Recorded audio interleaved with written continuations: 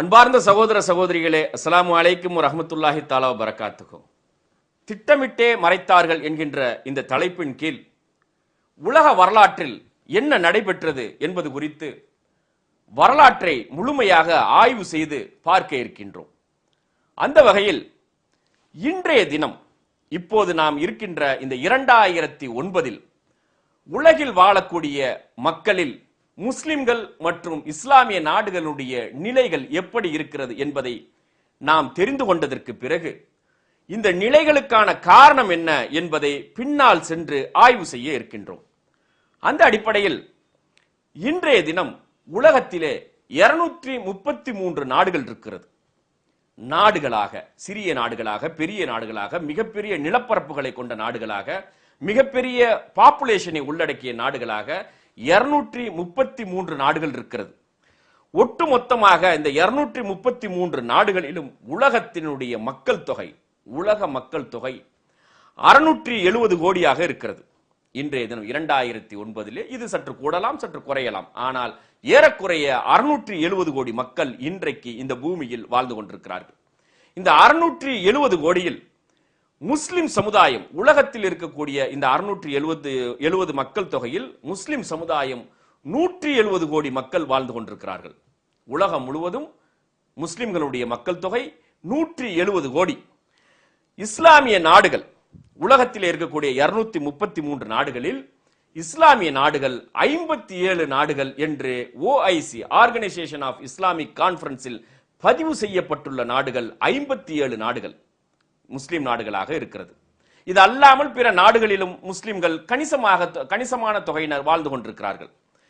முஸ்லிம்களில் 2 பிரிவினர் மிக முக்கியமான பிரிவினர். முதல்ல நாடுகளை நம்ம பார்த்தோம். அடுத்ததாக உள்கட்டமைப்பு. முஸ்லிம்களுக்குள் 2 முக்கியமான பிரிவினர், எல்லாருக்கும் தெரிஞ்ச விஷயம்தான். ஒன்று ஷியா, இன்னொன்று சன்னி.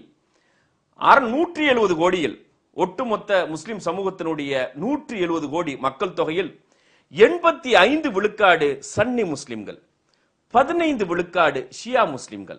உலகத்தில் வாழக்கூடிய முஸ்லிம்கள்ல 85 விழுக்காடு சன்னி முஸ்லிம்கள், 15 விழுக்காடு ஷியா முஸ்லிம்கள். இந்த 2 பிரிவுகளிலும் இனங்களாக பல்வேறு இனங்கள் இருக்கிறாங்க இல்லையா? ஒவ்வொரு பகுதிகளையும் தேசிய இனங்கள், நேஷனல் ரேஸ் என்று சொல்லக்கூடிய அந்த மண்ணுக்கு சொந்தமான இனங்கள் உலகம் முழுவதும் இருக்கிறார்கள். அதிலே முஸ்லிம்களும் இருக்கிறார்கள். அதாவது அந்த இனங்களிலே இஸ்லாமிய இனங்கள், முஸ்லிம் இனங்களும் இருக்கிறது. உலகத்தில் 15 விழுக்காடு ஷியாக்களும் 85 விழுக்காடும் சன்னிகளும் இருக்கிறார்கள். இதிலே பல்வேறு இனங்கள் இருக்கிறது. இன ரீதியாக நாம் பார்க்கின்ற நேரத்தில் இஸ்லாம் தோன்றிய, இஸ்லாம் அறிமுகமான நபி ஸல்லல்லாஹு அலைஹி வஸல்லம் அவர்களுடைய இனமாக இருக்கக்கூடிய அரபு இனம் உலக முஸ்லிம் மக்கள் தொகையில் வெறும் 18 விழுக்காடு தான். இந்த 170 கோடியில அரபு இனம் இருக்கு பாருங்க. நபி ஸல்லல்லாஹு அலைஹி வஸல்லம் அவர்கள் தோன்றிய அவர்களுடைய இனமாக இருக்கக்கூடிய அரபு இனம் 18 விழுக்காடு தான்.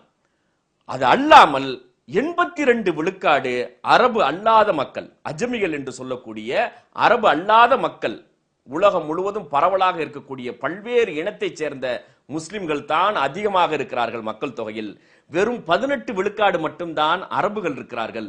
82 விழுக்காடு அரபு அல்லாத மக்கள் தான் உலகத்திலே வாழ்ந்து கொண்டிருக்கிறார்கள் முஸ்லிம்களாக. இவர்கள் எந்த பிரதேசத்தில், எந்த பிராந்தியத்தில் அதிகமாக வாழ்கிறார்கள் என்பதையும் நாம் பார்க்க வேண்டும். இன்றைக்கு இந்த நிலைமையெல்லாம் பார்த்ததுக்கு பிறகுதான் இவர்களுடைய இந்த நிலைக்கு, இன்றைக்கு இருக்கக்கூடிய சோசியல் நிலைக்கு, சமூக நிலைக்கு என்ன காரணம் என்பதை நாம் பின்னால போய் ஆய்வு செய்ய போறோம். அதுக்கு முன்னால எப்படி வாழ்ந்துகிட்டு இருக்காங்கிறத நம்ம தெரிஞ்சுக்கணும். அதனால எந்தெந்த பகுதிகளில் வாழ்ந்து கொண்டிருக்கிறார்கள் என்பதை நாம் ஆய்வு செய்கின்ற நேரத்தில் இஸ்லாம் தோன்றி ஈர்க்கப்பட்ட பிரதேசமாக இருக்கக்கூடிய, உடனடியாக ஈர்க்கப்பட்ட பிரதேசமாக இருக்கக்கூடிய, அந்த கொள்கையை தன்பால் அரவணைத்துக் கொண்ட பிரதேசமாக இருக்கக்கூடிய ஆப்பிரிக்காவில் ஏறக்குறைய வட ஆப்பிரிக்கா, சவுத் ஆப்பிரிக்கா எல்லாவற்றையும் உள்ளடக்கிய ஆப்பிரிக்கா மண்ணில் 37 விழுக்காடு உலக முஸ்லிம் மக்கள் தொகையில் 170 கோடியில 37 விழுக்காடு ஆப்பிரிக்காவில் வாழ்ந்து கொண்டிருக்கிறார்கள். அதற்கு அடுத்ததாக இந்திய துணைக்கண்டத்தில் 30 விழுக்காடு முஸ்லிம்கள். உலகத்தினுடைய ஏறக்குறைய 67 விழுக்காடு எங்க வாழ்ந்துகிட்டு இருக்காங்க பாருங்க. 37 விழுக்காடு ஆப்பிரிக்கால, 30 விழுக்காடு இந்திய துணைக்கண்டத்துல உலகத்தில் முஸ்லிம்கள் வாழ்ந்து கொண்டிருக்கிறார்கள். இது அல்லாமல் சீனாவிலும் ரஷ்யாவிலும் 10 விழுக்காடு மக்களும், பிறகு துருக்கியிலும் ஆப்கானிஸ்தானிலும் ஒரு 12 விழுக்காடு மக்களுமாக பரவலாக வாழ்ந்து கொண்டிருக்கிறார்கள். கணிசமாக கூட்டம் கூட்டமாக ஒரு அடர்த்தியாக ஆப்பிரிக்கா கண்டத்திலும் இந்திய துணை கண்டத்திலும் வாழ்ந்து கொண்டிருக்கிறார்கள் முஸ்லிம் சமுதாயம். அடுத்ததாக இதுல அவர்களுடைய சமூக நிலையை நாம் ஆய்வு செய்கின்ற நேரத்தில் எல்லாவற்றுக்கும் அடிப்படையாக இருக்கக்கூடியது ஒரு சமூகமோ அல்லது ஒரு மனிதனோ ஒரு குடும்பமோ, அந்த குடும்பத்தினுடைய முன்னேற்றம், ஒரு நாட்டினுடைய முன்னேற்றம், ஒரு சமுதாயத்தினுடைய முன்னேற்றம், இப்படி எல்லா வகையான முன்னேற்றத்திற்கும் அடிப்படை ஃபவுண்டேஷன் எதுவென்றால் அந்த சமூகம், அந்த நாடு பெற்றிருக்கின்ற அறிவாற்றல். அறிவாற்றல் தானே எல்லாத்துக்குமே முன்னேற்றம். கல்வி அறிவு கிடைச்சிருச்சுன்னா எல்லா வகையான முன்னேற்றமும் வந்துடும். சிந்திக்கிற ஆற்றல் வந்துடும், பொருளாதாரம் பெருகிடும், சமூக வாழ்வு பெருகிடும், எல்லா வகையான முன்னேற்றம் வரும். அடிப்படையில் தேவை ஒரு மனிதனுக்கோ ஒரு நாட்டுக்கோ ஒரு சமூகத்திற்கோ அறிவாற்றல், கல்வி அறிவு தான் அடிப்படையில் தேவை.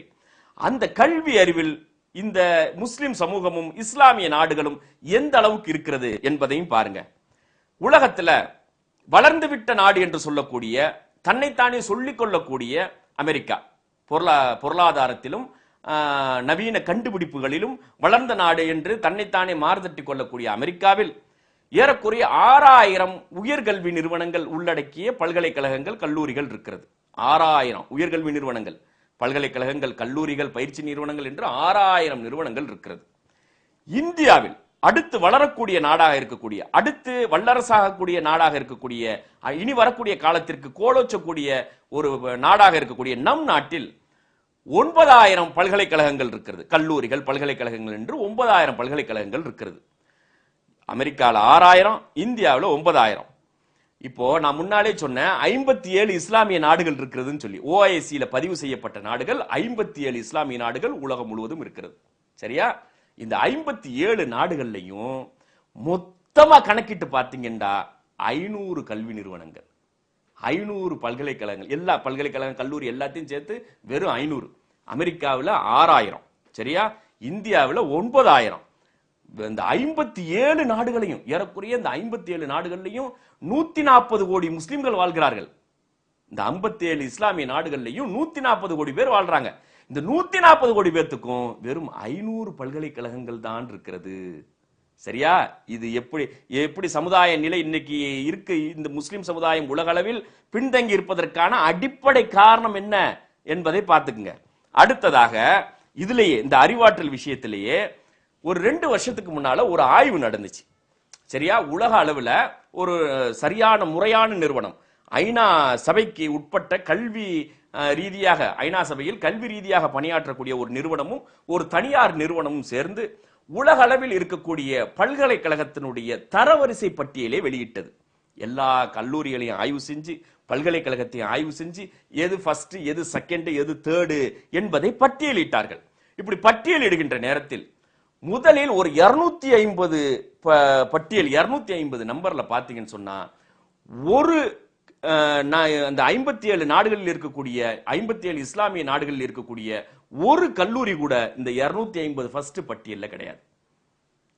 உலகம் முழுவதும் இருக்கக்கூடிய மிகச்சிறந்த கல்வி நிறுவனங்களை பட்டியலிட்டார்கள். பட்டியலிட்டதில் இந்த 57 இஸ்லாமிய நாடுகளில் இருக்கக்கூடிய இந்த 500 பல்கலைக்கழகத்திலிருந்து ஒரு பல்கலைக்கழகமோ ஒரு கல்லூரி கூட இந்த 250 முதல் 250 பட்டியலிலே இடம்பெறவில்லை. அடுத்ததாக கல்வி அறிவு பெற்ற மக்கள், எழுத்தறிவு பெற்ற மக்கள் சொல்லி பட்டியலிடுவாங்க இல்லையா? அந்த மாதிரி உலக அளவில் கல்வி அறிவு பெற்ற முதல் 3 மதங்கள், முக்கியமான 3 மதங்களுடைய நிலைகள் எப்படி இருக்குங்கிறத பார்ப்போம். அப்போ உலகத்தில் ஏறக்குறைய 200 கோடி கிறிஸ்துவர்கள் வாழ்கிறார்கள். 670 கோடி மக்கள் தொகையில 200 கோடி பேர் கிறிஸ்துவர்களாக இருக்கிறார்கள். கிறிஸ்துவர்களுடைய எழுத்தறிவு சதவிகிதம் 90 விழுக்காடு. சரியா? அடுத்ததாக யூத மதம் இருக்கிறது, யூதர்கள் இருக்கிறார்கள். நீங்க அவர்களையும் கல்வியையும் அவர்களுடைய மதத்தையும் பிரிச்சே பார்க்க முடியாது. சரியா? இன்னைக்கு நம்ம போட்டு உலட்டிக்கிட்டு இருக்கோம் இல்லையா, மார்க்க கல்வியா உலக கல்வியா, இந்த வேலையெல்லாம் அங்க கிடையாது. அதனால கல்வி மதம் எல்லாம் அவர்கள் வாழ்க்கையோடு ஒன்றிவிட்ட விஷயங்கள். எப்படி டெய்லி சாப்பிட்றோமோ, டெய்லி ட்ரெஸ் போடுறோமோ, அந்த மாதிரி படிக்கிறது அவன் வாழ்க்கையோடு ஒன்றிய விஷயங்கள். அதனால யூதர்களுடைய எழுத்தறிவு, கல்வி அறிவு என்பது 100 விழுக்காடு, 100%. அதுல நம்ம பேசணும்னு அவசியமே கிடையாது, எல்லாத்துக்கும் தெரிஞ்ச விஷயம்.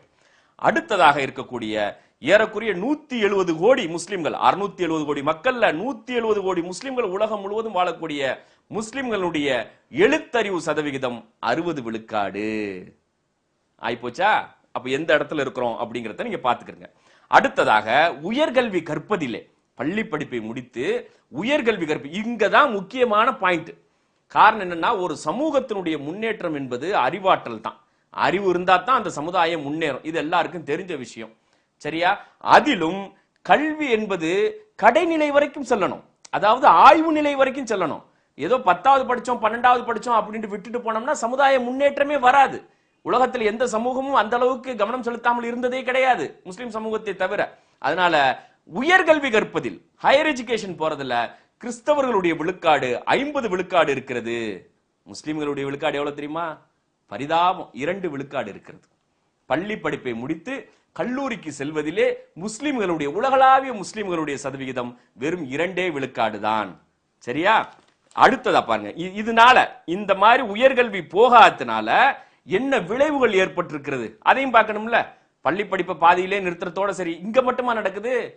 தமிழகத்துல மட்டுமா நடக்குது? இந்தியாவில மட்டுமா நடக்குது? உலகத்துல இருக்கக்கூடிய எல்லா நாடுகளிலும் வாழக்கூடிய முஸ்லிம்கள் மத்தியிலும் நடக்கிறது. 2 விழுக்காடு தான் அவர்கள் உயர்கல்வி கற்கிறார்கள். இதனால் ஏற்பட்ட விளைவுகள் பாருங்க. சயின்டிஸ்ட், விஞ்ஞானிகள் எந்த அளவுக்கு எந்தெந்த நாடுகள்ல அதிகமா இருக்கிறாங்கிறத பாருங்க. அமெரிக்கால 10 லட்சம் பேருக்கு, 1 மில்லியன், 10 லட்சம் பேருக்கு 4000 சயின்டிஸ்ட் இருக்கிறான். அந்த 10 லட்சம் பேர்ல 4000 பேர் விஞ்ஞானிகள் சயின்டிஸ்டா இருக்கிறான். ஜப்பான்ல 5000 பேர் சயின்டிஸ்டா இருக்கிறான். 10 லட்சம் பேர்ல அமெரிக்கால 4000 பேர் சயின்டிஸ்ட், ஜப்பான்ல 5000 பேர் சயின்டிஸ்ட்.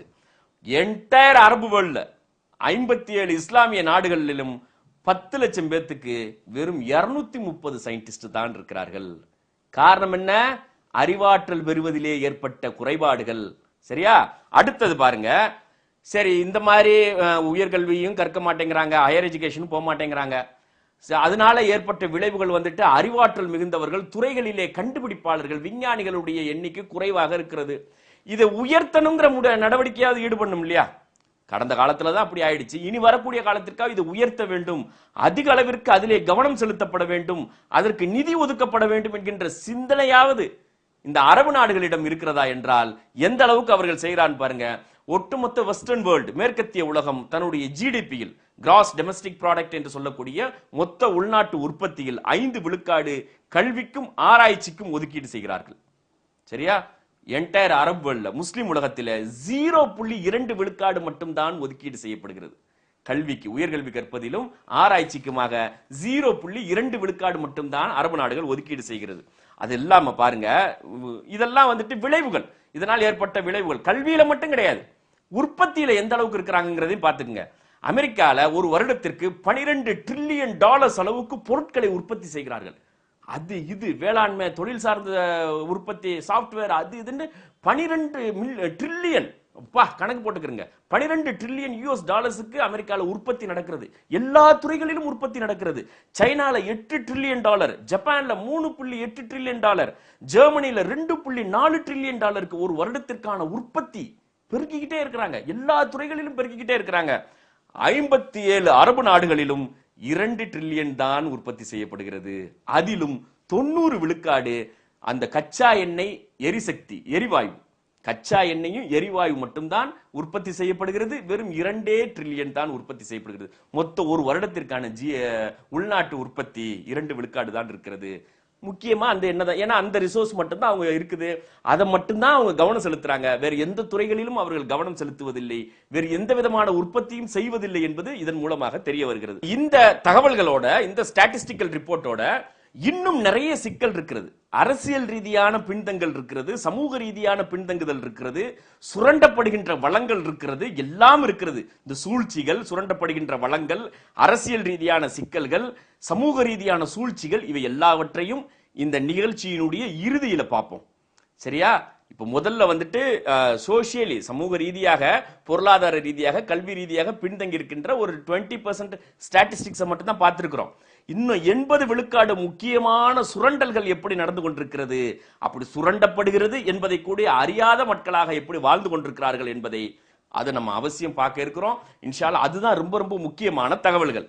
இப்போ நம்ம எடுத்துக்கிட்டு இருக்க சப்ஜெக்ட், இந்த மாதிரியான பின்தங்குதலுக்கு என்ன காரணம் அப்படிங்கறது தான் ஆய்வு செய்ய போறோம். அப்ப வரலாறு முழுவதும் இப்போ முஸ்லிம் நாடுகள் பின்தங்கி இருக்கிறது, எந்தெந்த வகையில பின்தங்கி இருக்கிறதுன்னு பார்த்தோம். அப்போ உலகம் தோன்றிய காலத்திலிருந்து அல்லது நபி ஸல்லல்லாஹு அலைஹி வஸல்லம் இஸ்லாத்தை அறிமுகப்படுத்திய காலத்திலிருந்து, முஸ்லிம்கள் ஆன காலத்திலிருந்து இப்படித்தான் இருந்தார்களா? இன்னைக்கு இப்படி இருக்கிறார்கள் என்றால் அப்ப வரலாறு முழுவதும் இப்படித்தான் இருந்தாங்களான்னு ஒரு கேள்வி வரும் இல்லையா? அப்ப வரலாறு முழுவதும் இப்படித்தான் இருந்தார்கள் என்றால் ஏதோ தியரியில ஏதோ கோளாறு, சரியான வழிகாட்டுதல் இல்லைங்கிறது அர்த்தம். அப்படி ஆயிப்போடும் இல்ல. இப்போ நம்ம படிக்கிறதுக்கு சொல்லி கொடுக்கிறோம், ஒரு மாணவனுக்கு வழிகாட்டுறோம், வழிகாட்டி அவன் வெற்றி பெறுவதற்கான வழியை காட்டுறோம். நம்ம வழிகாட்டுதல் தவறுதலாக இருக்குமேயானால் அவனால ஜெயிக்க முடியாது, அவனால போய் சரியான இடத்துக்கு சேர முடியாது, அவன் குடும்பம் முன்னேறாது. அப்ப முன்னேறாம இருந்தான்னு சொன்னா வழிகாட்டுதல் தவறு என்பதாக கருத்தில் எடுத்துக்கொள்ளப்படும். அதனால அப்படித்தான் இருந்தார்களா அப்படிங்கிற ஒரு கேள்வி எழும். இது சம்பந்தமா நம்ம விரிவா ஆய்வு செய்யணும். எங்க தவறு நடந்துச்சு, இன்றைக்கு முஸ்லிம் சமுதாயத்தினுடைய பின்தங்குதலுக்கு என்ன காரணம், யார் செய்த தவறு என்பதை நாம் ஆய்வு செய்யணும். அடுத்ததாக இப்போ ஐரோப்பா தான் எல்லா வகையிலும் முன்தங்கி இருக்கிறது. இங்க இருந்து பார்க்கலாம், நம்ம மக்களே இங்க தமிழகத்திலும் சரி இந்தியா முழுவதும் சரி, நாங்க ஃபாரினுக்கு போறோம், படிக்கிறதுக்கு போறோம், யூகேக்கு போறோம், கனடாக்கு போறோம், அமெரிக்காவுக்கு போறோம், ஜெர்மனிக்கு போறோம், ஸ்பெயினுக்கு போறோம் அப்படின்னு சொல்றாங்க. ஐரோப்பிய நாடுகளுக்கு தான். ஏன்னா வளர்ந்த நாடுகள், பொருளாதாரத்திலே வலிமைமிக்க நாடுகள், கண்டுபிடிப்புகளிலே முதன்மையாக இருக்கக்கூடிய நாடுகள் என்று இருக்கிறது. இன்றைய சூழ்நிலையில் ஐரோப்பா தான் இருக்கிறது. அப்ப அங்கே பேசக்கூடிய முக்கியமாக ஆங்கில மொழி கோலோச்சி இருக்கிறது. வரலாறு முழுவதும் ஆங்கில மொழி தான் கோலோச்சி இருந்ததா? அது ஒரு கேள்விக்குறி வரும். இது சம்பந்தமாக ஆய்வு பண்ணணும். அப்ப வரலாறு முழுவதும் ஐரோப்பா இந்த அளவுக்கு ஒளி வீசி கொண்டிருந்ததா? கண்டுபிடிப்புகளிலே மிக முக்கியமான இடத்தில் இருந்ததா? எல்லா வகையான கண்டுபிடிப்புகளும் அவர்களுக்குத்தான் சொந்தமா? அவர்கள் சொந்த அறிவை கொண்டுதான் அத்தனையும் கண்டுபிடித்தார்களா? இது சம்பந்தமாக நாம் விரிவாக ஆய்வு செய்ய வேண்டும்.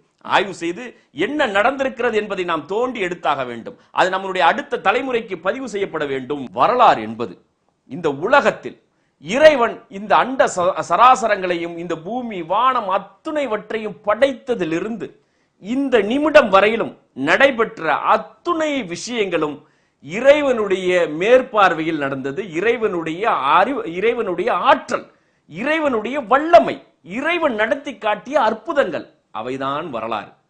வரலாறு என்பது இறைவனால் நிகழ்த்தி காட்டப்பட்ட இந்த பூமியில், இந்த வானத்தில் எல்லா இடங்களிலும் என்னவெல்லாம் நடந்ததோ அத்துணையும் இறைவனால் நிகழ்த்தி காட்டப்பட்ட அற்புதங்கள். அது எந்த மதத்தை சேர்ந்ததாக இருக்கட்டும், எந்த நாட்டை சேர்ந்ததாக இருக்கட்டும், எந்த பகுதியை சேர்ந்ததாக இருக்கட்டும், வரலாறு என்பது இறைவனுடைய ஆற்றல், இறைவனுடைய வல்லமை.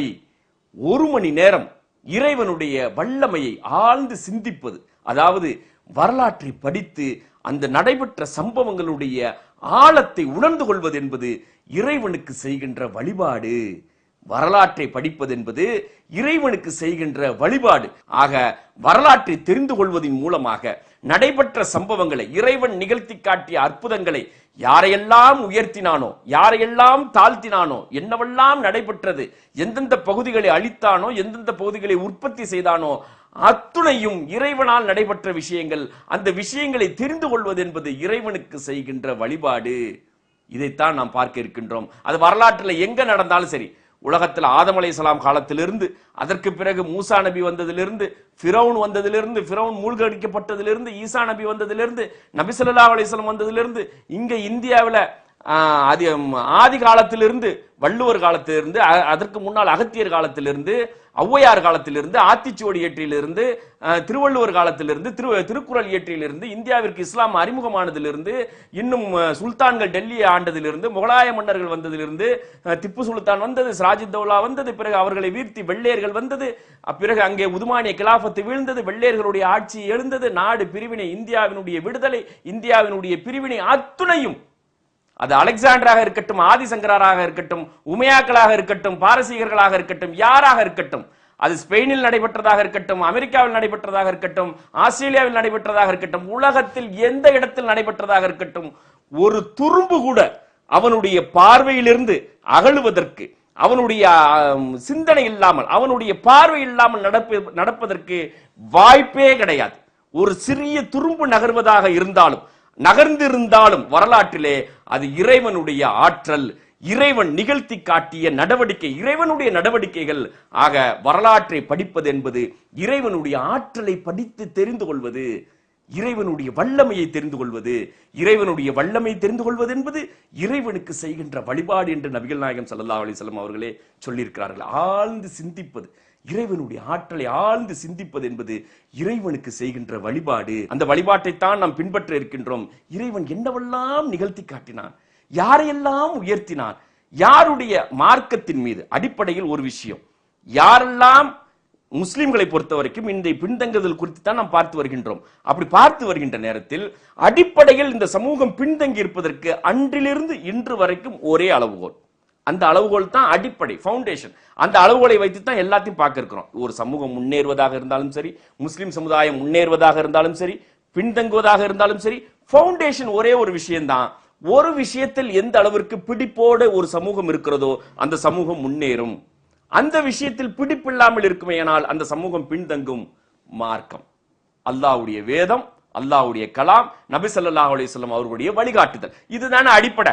இந்த விஷயத்துல, இந்த இரண்டு விஷயத்திலையும் மார்க்கத்துல எந்த ஒரு சமூகம் எந்த காலத்தில் வாழ்ந்ததாக இருக்கட்டும், 1430 வருடங்கள்ல இஸ்லாம் அறிமுகப்படுத்தப்பட்டதிலிருந்து ஹிஜ்ரத் நடந்ததிலிருந்து 1430 வருடங்கள்ல நடைபெற்ற எந்த சம்பவமா இருக்கட்டும், எந்த சமூகமாக இருக்கட்டும், அந்த சமூகம் மார்க்கத்தில் முழு ஈடுபாடு கொண்டு மார்க்க கடமைகளை முழுமையாக நிறைவேற்றி சட்டதிட்டங்களை முறையாக நடைமுறைப்படுத்தியிருக்குமேயானால் அது முன்னேறி இருக்கிறது. வரலாற்றை படிக்கிற மக்களுக்கு தெரியும். ஆக அன்பு சகோதர சகோதரிகளே, வரலாற்றை நாம் ஆய்வு செய்தே ஆக வேண்டிய காலகட்டத்தில் நாம் அமர்ந்திருக்கின்றோம். அடுத்த தலைமுறையை உயர்த்த வேண்டுமென்றால் நம்மளுடைய பங்களிப்பு என்ன?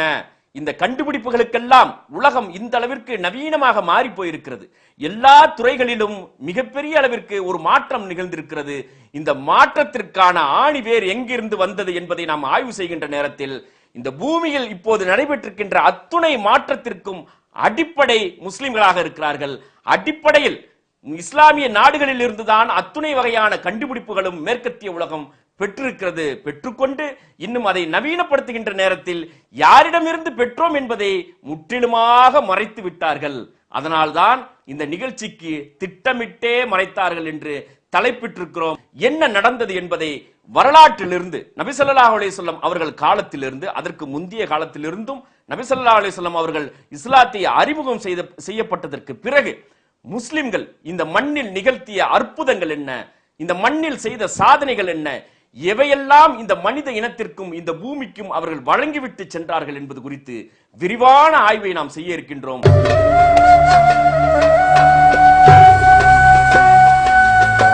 சமூக நீதி முரசு முஸ்லிம் சமூகத்தின் கல்வி மற்றும் சமூக மேம்பாட்டிற்காக வெளிவரும் மாத இதழ். அடுத்த தலைமுறையை படித்த தலைமுறையாக்கிட உழைத்து வரும் சமூக நீதி அறக்கட்டளையின் வெளியீடு. சமூக நீதி முரசு மாத இதழ் மாதந்தோறும் வீடு தேடி வர ஆண்டு சந்தா ரூபாய் 120. சந்தா அனுப்ப வேண்டிய முகவரி சமூக நீதி முரசு மாத இதழ் 129/64 தம்புச்செட்டி தெரு, மண்ணடி, சென்னை 1. அன்பார்ந்த சகோதர சகோதரிகளே, அஸ்ஸலாமு அலைக்கும் வரஹ்மத்துல்லாஹி தஆலா வபரகாத்துஹு. சமூக நீதி அறக்கட்டளையினுடைய பணிகளை, சமூக நீதி அறக்கட்டளையின் சார்பில் நடத்தப்படும் தொலைக்காட்சி நிகழ்ச்சியையும் நம்முடைய மாத இதழாக இருக்கக்கூடிய சமூக நீதி முரசையும் பார்த்து வரக்கூடிய மக்களுக்கு நன்றாக அறிவார்கள். முழுமையாக அடுத்த தலைமுறையை, முஸ்லிம் சமூகத்தினுடைய அடுத்த தலைமுறையை படித்த தலைமுறையாக மாற்றிட வேண்டும், அறிவாற்றல் மிக்க தலைமுறையாக மாற்றிட வேண்டும், அனைத்து துறைகளிலும் கோலோச்சக்கூடிய மக்களாக மாற்றிட வேண்டும் என்கின்ற அடிப்படையிலேயே விரிவாக திட்டங்கள் தீட்டி ஒருங்கிணைந்து பணியாற்றி வருகின்றோம். இந்த பணிகள் எல்லாம் இன்னும் ஆழமாக எடுத்து செல்ல வேண்டியிருக்கிறது, தடங்கள் இல்லாமல் எடுத்து செல்ல வேண்டியிருக்கிறது. இத்தகைய பணிகளுக்கு ஏராளமான பொருள் உதவி தேவைப்படுகிறது. நல்ல செயல்பாடுகள், நல்ல பணிகள், அடுத்த தலைமுறையை முன்னேற்றத்திற்கு அழைத்து செல்லக்கூடிய இந்த பணிகள் பொருளாதார உதவி இல்லாமல் தடங்கள் ஏற்பட்டுவிடக் கூடாது என்பதற்காக உங்களிடம் அந்த கோரிக்கையை வைக்கின்றோம். நீங்கள் தாராளமாக உதவிட வேண்டும். இந்த பணிகள் முழுமையாக முஸ்லிம் சமுதாயத்தை சென்று அடைந்திட வேண்டும். இன்ஷா அல்லாஹ் அடுத்த தலைமுறை படித்த தலைமுறையாக மாறிட வேண்டும். அதுக்கு நீங்கள் தாராளமாக உதவிட வேண்டும். எல்லாம் வல்ல இறைவனிடம் பிரார்த்திக்க வேண்டும் என்று கேட்டுக்கொள்கிறேன். அஸ்ஸலாமு அலைக்கும் வரஹ்மத்துல்லாஹி தஆலா வபரகாத்துஹு. கல்வி பணிக்கு உதவிடுவீர். சமூக நீதி அறக்கட்டளை என்ற பெயரில் டிடி அல்லது செக் எடுத்து அனுப்ப வேண்டிய முகவரி சமூக நீதி அறக்கட்டளை 129/64 தம்புச்செட்டி தெரு, மண்ணடி, சென்னை 1. தொலைபேசி 25225780. எங்களுடைய வெப்சைட் முகவரி www.samuganidhi.org. சிஎம்என் வெளியீடுகளான உயர்கல்விக்கான உன்னத வழிகாட்டி சிஎம்என் கல்வி மலர் 2009, தேசிய தலைவரான மௌலானா அபுல் கலாம் ஆசாத் அவர்களின் இந்தியா விடுதலை பெறுகிறது நூல் போன்ற பல வரலாற்று நூல்கள் மற்றும் சென்ற ரமலானில் CMN சலீம் உரையாற்றிய இந்திய முஸ்லிம்களின் வரலாறு இன்னும் பல்வேறு தலைப்புகளில் உரையாற்றிய CDக்கள் அனைத்தும் கிடைக்கும் இடம் CMN 129/64 தம்புச்செட்டி தெரு, மண்ணடி, சென்னை 1. தொலைபேசி 25225780.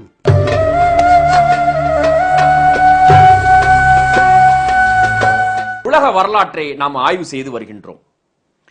இந்த உலக வரலாற்று, அதாவது மத்திய காலத்தில் நடைபெற்ற இஸ்லாம் வந்ததற்கு பிறகு, இஸ்லாம் அறிமுகப்படுத்தப்பட்டதற்கு பிறகு என்னவெல்லாம் மாற்றங்கள் இந்த பூமியில் நடந்திருக்கிறது என்பதைத்தான் நாம் ஆய்வு செய்து வருகின்றோம். அந்த அடிப்படையில் இஸ்லாம் அறிமுக செய்யப்பட்ட அந்த 7ஆம் நூற்றாண்டு தொடக்கத்தில் கிபி 610 நபி ஸல்லல்லாஹு அலைஹி வஸல்லம் அவர்கள் 570 பிறக்கிறார்கள். 610 40 வருஷம் கழிச்சு அவர்களுக்கு நுபுவத்தும் கிடைக்கிறது, நபியாக்கப்படுகிறார்கள். அந்த காலகட்டத்தில் உலகத்தினுடைய நிலை என்ன, உலகினுடைய அரசியல் சமூக நிலை என்ன என்பதை உணர்ந்து கொள்ளுகின்ற நேரத்தில் தான் இஸ்லாம் அறிமுகப்படுத்தப்பட்டதனுடைய நோக்கம், அதனுடைய வீரியம், அதற்கு பிறகு நடைபெற்ற மாற்றங்களை எல்லாம் சரியாக உணர்ந்து கொள்ள முடியும். அன்னைக்கு என்ன நிலைமை உலகத்தில் அப்படின்னு பார்க்கின்ற நேரத்தில் அந்த அரேபிய நிலப்பரப்போடு, இஸ்லாம் அறிமுகப்படுத்தப்பட்ட அந்த அரேபிய நிலப்பரப்போடு தொடர்புடைய பக்கத்தில் இருக்கக்கூடிய பாரசீக பேரரசு, இன்றைக்கு இருக்கக்கூடிய ஈராக் இருக்கு பாருங்க, ஈராக், ஈரான், இதனை உள்ளடக்கிய பாரசீக பேரரசு என்று 600 ஆண்டு கால பாரம்பரியத்திற்கு, வரலாற்று பாரம்பரியத்திற்கு, அரசியல் பாரம்பரியத்திற்கு சொந்தக்காரர்களாக இருக்கக்கூடிய பாரசீக பேரரசு பக்கத்துல. அதே போல இன்றைக்கு இருக்கக்கூடிய துருக்கியை தலைமையிடமாக கொண்டு, கான்ஸ்டான்டினோப்பிள் என்று சொல்வார்கள், அதை தலைமையிடமாக கொண்டு ரோம பேரரசு, ரோமன் எம்பையர், அது ஒரு பக்கம். அது உலகினுடைய மிகப்பெரிய பேரரசு. பாரசீக பேரரசை எல்லாம் காட்டிலும் உலகத்தினுடைய சர்வ வல்லமை பொருந்திய மிகப்பெரிய பேரரசாக ரோம பேரரசு இருக்கிறது. இந்த 2 பேரரசுகள். இது அல்லாமல் சீனாவில் வந்து பாத்தீங்கன்னா டாங் பேரரசு அப்படின்னு அது ஒரு பேரரசு, ரொம்ப தூரத்தில், அரேபியால இருந்து ரொம்ப தூரமா இருக்குது. இந்தியாவில் என்ன நிலை, நபி ஸல்லல்லாஹு அலைஹி வஸல்லம் நபியாக்கப்பட்ட அந்த காலகட்டத்தில், அதாவது 7ஆம் நூற்றாண்டினுடைய தொடக்கத்தில் 610 600 இந்தியாவில் என்ன நிலை அப்படின்னு பாத்தீங்கன்னா, வடக்க ஹர்ஷருடைய ஆட்சி, ஹர்ஷாவுடைய ஆட்சி, தென்னகத்துல தமிழகத்துல காஞ்சியை தலைமையிடமாக கொண்டு பல்லவர்களுடைய ஆட்சி, மகேந்திரவர்மனுடைய ஆட்சி, மகேந்திரவர்மன் அரசராக இருக்கக்கூடிய அந்த காலகட்டத்தில் தான் நபி ஸல்லல்லாஹு அலைஹி வஸல்லம் அவர்களுக்கு நுபுவத்தும், நபிப்பட்டம் கிடைக்கிறது. அவர்கள் நபியாக்கப்படுகிறார்கள். நபியாக்கப்பட்டு ஒரு 10-12 வருடங்கள் மக்காவில் அவர்கள் பிரச்சாரம் செய்யப்பட்டு மதீனாவுக்கு புலம்பெயர்ந்து செல்கிறார்கள், ஹிஜ்ரத் செய்கிறார்கள். இதெல்லாம் நம்ம வரலாற்றில் படிச்சிருக்கிறோம். தினந்தோறும் நம்ம பள்ளிவாசல்களிலும் ஆலிம்கள் மூலமாகவும் நம்ம இந்த சம்பவத்தை எல்லாம் நம்ம கேட்டுட்டு வர்றோம். இதுல கவனிச்சு பார்க்க வேண்டிய நம்ம இப்ப எதை பார்க்க போறோம் அப்படின்னா, நபி ஸல்லல்லாஹு அலைஹி வஸல்லம் அவர்கள் கட்டமைத்த அந்த இஸ்லாமிய அரசு இருக்கு பாருங்க, மதீனாக்கு வந்ததுக்கு அப்புறம் அவங்க கட்டமைத்த அந்த இஸ்லாமிய அரசு, அவர்கள் அறிமுகப்படுத்திய, உருவாக்கிய, புதுசாக உருவாக்கிய அந்த இஸ்லாமிய அரசினுடைய சாதனைகள், அவை செய்த மிகப்பெரிய ஆச்சரியங்கள், அதிசயங்கள், அதற்கு பின்னால் என்னவெல்லாம் நடந்தது என்பதைத்தான் விரிவாக நாம் பார்க்க போகின்றோம். அந்த அடிப்படையில் மதீனாவிற்கு புலம்பெயர்ந்து வந்து அவர்கள் இஸ்லாமிய அரசு, ஒரு இஸ்லாமிக் ஸ்டேட்டை நிறுவுகிறார்கள். எந்த ஒரு விஷயமாக இருந்தாலும் ஒரு நிறுவனம் மூலமாக, ஒரு அமைப்பின் மூலமாக செயல்படுகின்ற நேரத்தில் தான் அது வெற்றி அடையும். ஆக அரேபியா அதுவரையிலும் கண்டிராத, அதற்கு முன்னால பாத்தீங்கன்னா ஒரு பெரிய அரசின் கீழ் எந்த அரேபிய சமூகம், அரேபியாவில் வாழ்ந்த மக்கள் வாழ்ந்ததே கிடையாது. ஒரு அரசியல் பாரம்பரியம் தெரியுமாண்டா, அரசியல் பாரம்பரியமும் தெரியாது. இப்படி குழுக்களாக, கோத்திரங்களாக, மலைகளிலும் காடுகளிலும் வாழக்கூடிய மக்களாக, ஒரு குடும்பம் 2 குடும்பம் இப்படித்தான் வாழ்ந்திருக்கிறாங்க. ஒரு அரசு, அந்த அரசனுடைய நிர்வாகம், அந்த அரசுக்கென்று ஒரு சட்ட திட்டங்கள், இப்படியெல்லாம் முறைப்படுத்தப்பட்ட ஆட்சி முறை அரேபியாவில் நடந்ததே கிடையாது. அந்த மக்கள் பார்த்ததே கிடையாது. இப்படி எந்த விதமான ஒரு முன்னுதாரணமும் இல்லாத காலத்துல புதிதாக நபி ஸல்லல்லாஹு அலைஹி வஸல்லம் அவர்கள் அந்த இஸ்லாமிய ஸ்டேட் ஆஃப் இஸ்லாமிக் அப்படின்னு சொல்லிட்டு இஸ்லாமிய அரசை அவர்கள் அறிமுகம் செய்கிறார்கள், ஏற்படுத்துகிறார்கள். இந்த இஸ்லாமிய அரசினுடைய முதலாக நபி ஸல்லல்லாஹு அலைஹி வஸல்லம் அவர்கள் செய்த வேலை, ஒரு எழுதப்பட்ட அரசியல் அமைப்பு சட்டத்தை உருவாக்குறார்கள். அதுதான் வரலாற்று சிறப்புமிக்க கான்ஸ்டிடியூஷன் ஆஃப் மதீனா என்று சொல்வார்கள். மதீனாவினுடைய இஸ்லாமிய அரசினுடைய, இஸ்லாமிக் ஸ்டேட்டினுடைய கான்ஸ்டிடியூஷன், அரசியல் அமைப்பு சட்டம். உலகத்தில் அதுவரையிலும் எழுதப்பட்ட அரசியல் அமைப்பு சட்டம் எந்த நாட்டிடமும் கிடையாது, யாராலும் உருவாக்கப்படவில்லை. எந்த ஆட்சியாளர்களிடம் கிடையாது, எந்த அரசர்களிடம் கிடையாது. The first written constitution in the world என்று வரலாற்று ஆசிரியர்கள் சொல்றார்கள். முதலாக எழுதப்பட்ட அரசியல் அமைப்பு சட்டம். இன்றைக்கு கூட இந்த 2009 கூட பல நாடுகள்கிட்ட வந்துட்டு எழுதப்பட்ட அரசியல் அமைப்பு சட்டம் கிடையாது. இப்ப இந்தியால இருக்குது, பிரிட்டன்ல இருக்குது, அமெரிக்கால இருக்குது, இந்த மாதிரி பல நாடுகள்ல இருக்குது கூட இன்னும் சில நாடுகளில் முறையாக எழுதப்பட்ட பதிவு செய்யப்பட்ட அறுத்து நிர்ணயிக்கப்பட்ட அரசியலமைப்பு சட்டம் இன்றைக்கு கூட பல நாடுகளிடம் கிடையாது.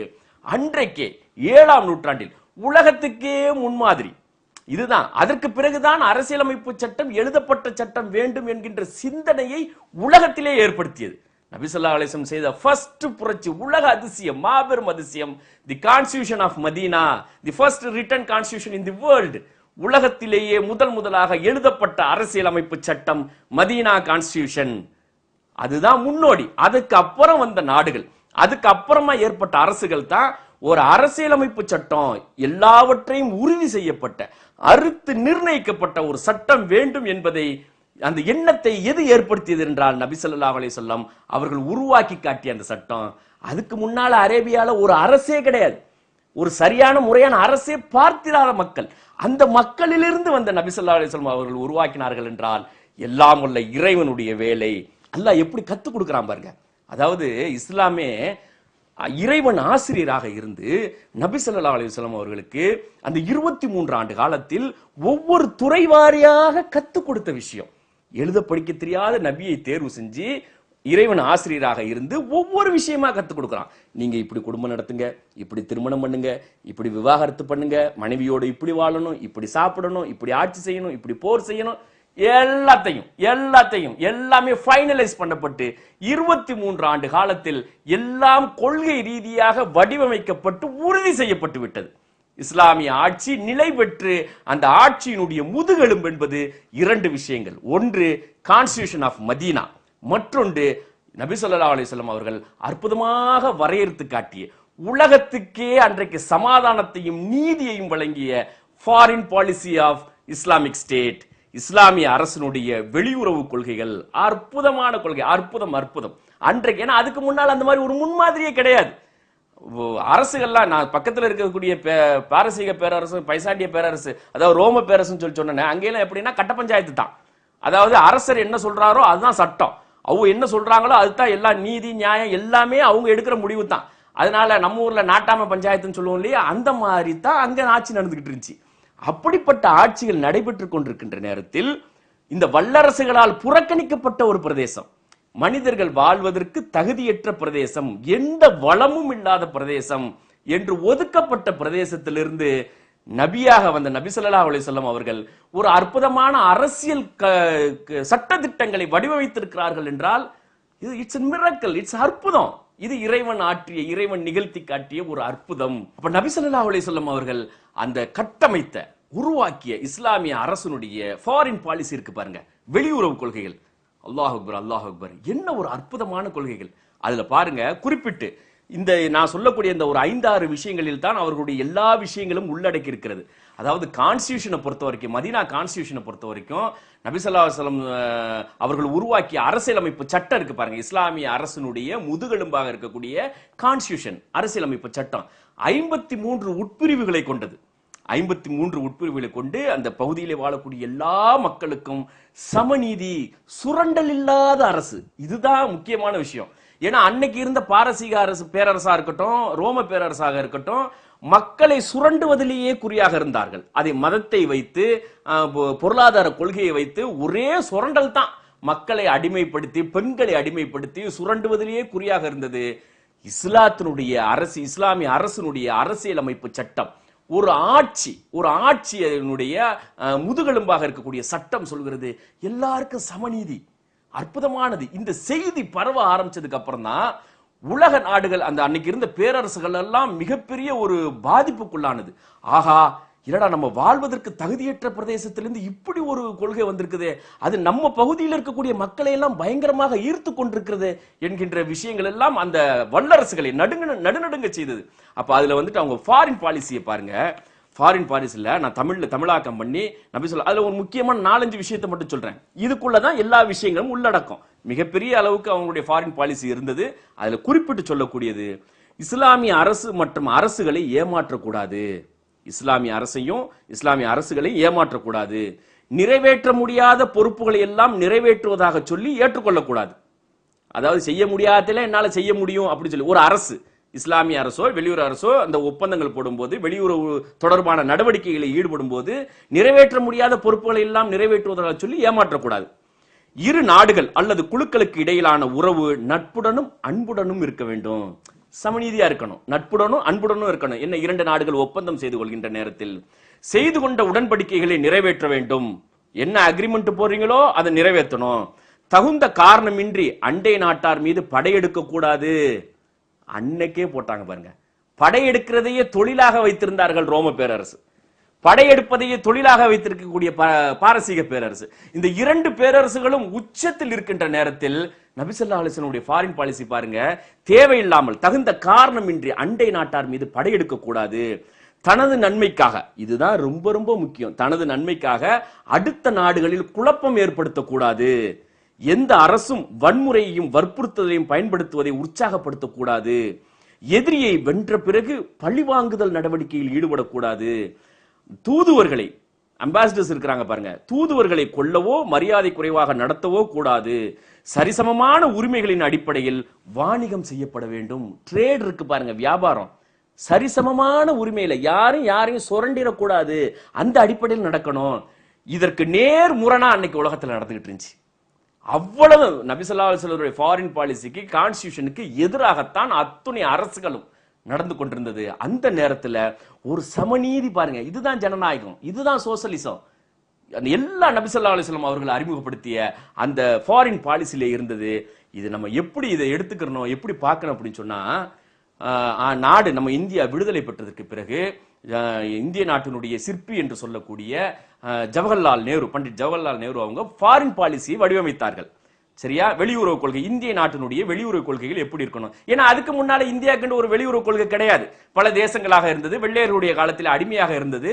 இப்ப விடுதலை பெற்றிருக்க நேரத்தில் அண்டை நாடுகளுடனான உறவு, உலக அளவில் நம்மளுடைய ஃபாரின் பாலிசி எப்படி இருக்கணும் அப்படின்னு அவங்க பஞ்சசீல கொள்கையை வடிவமைச்சாங்க. எல்லாத்துக்கும் தெரியும், நிறைய பேருக்கு தெரியும். அந்த பஞ்சசீல கொள்கையின் அடிப்படையில் தான் நாம் என்று சொல்லக்கூடிய நான் அலைன்ட் மூவ்மெண்ட் உருவானது. நேரு தான் உருவாக்குறாங்க. நேரு, டிட்டோ, சுகர்னோ, எகிப்தினுடைய நாசரு போன்றவங்க எல்லாம் சேர்ந்தா நான் அலைன் மூவ்மெண்ட் உருவாக்குனாங்க. அதாவது அணிசேரா நாடுகளுடைய கூட்டமைப்பு. ஏன்னா இரண்டு வல்லரசுகள் அன்னைக்கு இருந்துச்சு, யாரு கூடயும் சேராம எல்லா மக்களுக்கும் சமநீதி அப்படின்னு சொல்லி பஞ்சசீல கொள்கையை உருவாக்குனாங்களே. அந்த பஞ்சசீல கொள்கையினுடைய ஷரத்துக்கள், அதனுடைய தாக்கம், எதனுடைய தாக்கம் தெரியுமா, எதனுடைய ஜூஸ் தெரியுமா, நபி ஸல்லல்லாஹு அலைஹி வஸல்லம் அவர்கள் அறிமுகப்படுத்திய அவர்களுடைய இஸ்லாமிய அரசினுடைய ஃபாரின் பாலிசியிலிருந்து ஜூஸ் எடுக்கப்பட்டது. அந்த பஞ்சசீல கொள்கையை பாருங்க, நம்மளுடைய சமூக நீதி முரசுல போன மாத இதழில் கூட அது தெளிவாக நம்ம வெளியிட்டு இருக்கிறோம். நான் அலைன் மூவ்மெண்ட்டினுடைய கொள்கை என்ன அப்படின்னு சொல்லி நேரு வடிவமைத்த இந்த அற்புதமான அந்த பஞ்சசீல கொள்கை, இந்திய அரசினுடைய தொடக்கத்திலே உருவாக்கிய அந்த பஞ்சசீல கொள்கை எதனுடைய ஜூஸ் என்றால் நபி ஸல்லல்லாஹு அலைஹி வஸல்லம் அவர்கள் அந்த அறிமுகப்படுத்திய அவர்களுடைய இஸ்லாமிய ஆட்சியினுடைய ஃபாரின் பாலிசியிலிருந்து அப்படியே ஜூஸ் எடுக்கப்பட்ட மாதிரியே இருக்கும். அதனால தான் எகிப்தினுடைய நாசரு, இந்தோனேஷியாவுடைய சுகர்னோ, இன்னும் பல்வேறு அரபு நாடுகள் எல்லாம் இந்த நாம்ல நான் அலைன் மூவ்மெண்ட்ல அணிசாரா நாடுகள் கூட்டமைப்புல சேர்ந்தது. ஆக ஒரு அற்புதமான வல்லரசை, ஒரு பேரரசை, இஸ்லாமிய அரசை உருவாக்கிய நபி ஸல்லல்லாஹு அலைஹி வஸல்லம் இந்த இரண்டு விஷயங்களையும் வைத்து எல்லாத்தையும் ஃபைனல் பண்ணிடுறாங்க. இப்போ தியரி வந்துட்டு கிளியரா இருக்குது. சரியா, குர்ஆன் இருக்கிறது, ஹதீஸ் இருக்கிறது, நபி ஸல்லல்லாஹு அலைஹி வஸல்லம் அவர்கள் கட்டமைத்த இஸ்லாமிய ஆட்சியினுடைய கொள்கைகள் இருக்கிறது, எல்லாம் தெளிவாக இருக்கிறது. இப்ப இதை நடைமுறைப்படுத்தி காட்டிய ஒரு சம்பவம் தேவை. அப்படி இருந்தா தான் இனி வரக்கூடிய காலத்திற்கு, எதிர்காலத்திற்கு, உலகம் அழிகின்ற காலம் வரைக்கும் எங்கேனும் இஸ்லாமிய ஆட்சி ஏற்படுத்த வேண்டும் என்றால் அதற்கான வழிமுறைகள் பிராக்டிக்கலாக நடந்து காட்டிய ஒரு முன்மாதிரி தேவை. அந்த முன்மாதிரி இருந்தா தான் அமல்படுத்த முடியும். அதற்கு இறைவன் ஏற்பாடு செய்யறான் பாருங்க. ஒரு 10 ஆண்டு காலம் ஹஜ்ரத் உமர் ரலியல்லாஹு அன்ஹு அவர்களுடைய அந்த 10 ஆண்டு கால ஆட்சி தான் உலகத்தினுடைய முதல் அற்புதம். அந்த 10 ஆண்டுகளிலே அவர்கள் செய்த சாதனைகள் எல்லாவற்றையும் நடைமுறைப்படுத்தி காட்டிவிட்டு சென்றார்கள். தியரி கிளியரா இருந்துச்சு. நபி ஸல்லல்லாஹு அலைஹி வஸல்லம் எல்லாத்தையும் அறுத்து நிர்ணயித்து உறுதி செய்து விட்டு செஞ்சிட்டாங்க. சரியா, இனிமே நீங்க இப்படித்தான் இந்த ஃபாலோ இது பிரகாரம் நீங்க ஃபாலோ பண்ணுங்கன்னு சொல்லி உலக வரலாற்றில் மிகச்சிறந்த ஆட்சியாளராக ஹசரத் உமர் ரலியல்லாஹு அன்ஹு அவர்களை வரலாறு பதிவு செய்தது. அதனாலதான் நாடு விடுதலை, இந்திய நாடு விடுதலை பெற்ற நேரத்தில் யாருடைய ஆட்சி இந்தியாவில் அமுல்படுத்த வேண்டும் அல்லது ஒரு முன்மாதிரி வேணும்ல என்று தேசப்பிதா காந்தியடிகளிடம் கேட்டபோது காந்தியடிகள் தெளிவாக சொன்னார்கள், ஹசரத் உமருடைய ஆட்சியை போன்ற ஒரு ஆட்சியை தான் நான் இந்தியாவில் அமுல்படுத்த வேண்டும் என்று விரும்புகின்றேன் என்று சொன்னார்கள். அப்பேற்பட்ட அற்புதமான ஒரு ஆட்சி முறையை நடைமுறைப்படுத்தி காட்டினார்கள். பின்னால் வந்த ஆட்சியாளர்களுக்கெல்லாம் அது ஒரு தெளிவான விளக்க உரையாக பிராக்டிக்கலாக நடைபெற்ற ஒரு சம்பவத்தை வடிவமைத்து இறைவன் இந்த பூமியில நிகழ்த்தி காட்டினான். என்ன செஞ்சாங்க? இது ஒரு மாதம் முழுவதும் பேசணும்னு வச்சுக்கலாம். ஹசரத் உமருடைய ஆட்சியை பற்றி மட்டும், அந்த 10 ஆண்டு கால ஆட்சியை பற்றி மட்டும் ஒரு மாசம் பத்தாது, ஒரு வருஷ கணக்கா பேசலாம். ஒவ்வொரு டிவிஷனா பேசலாம். ஒவ்வொரு துறைகளிலும் எந்த அளவுக்கு நுணுக்கம் காட்டப்பட்டது, எந்த அளவுக்கு நேர்மை காட்டப்பட்டது, சட்ட திட்டங்கள் எப்படி இரும்பு கரம் கொண்டு அமுல்படுத்தப்பட்டது என்பதை எல்லாம் துறைவாரியாக நாம் பார்க்கலாம்.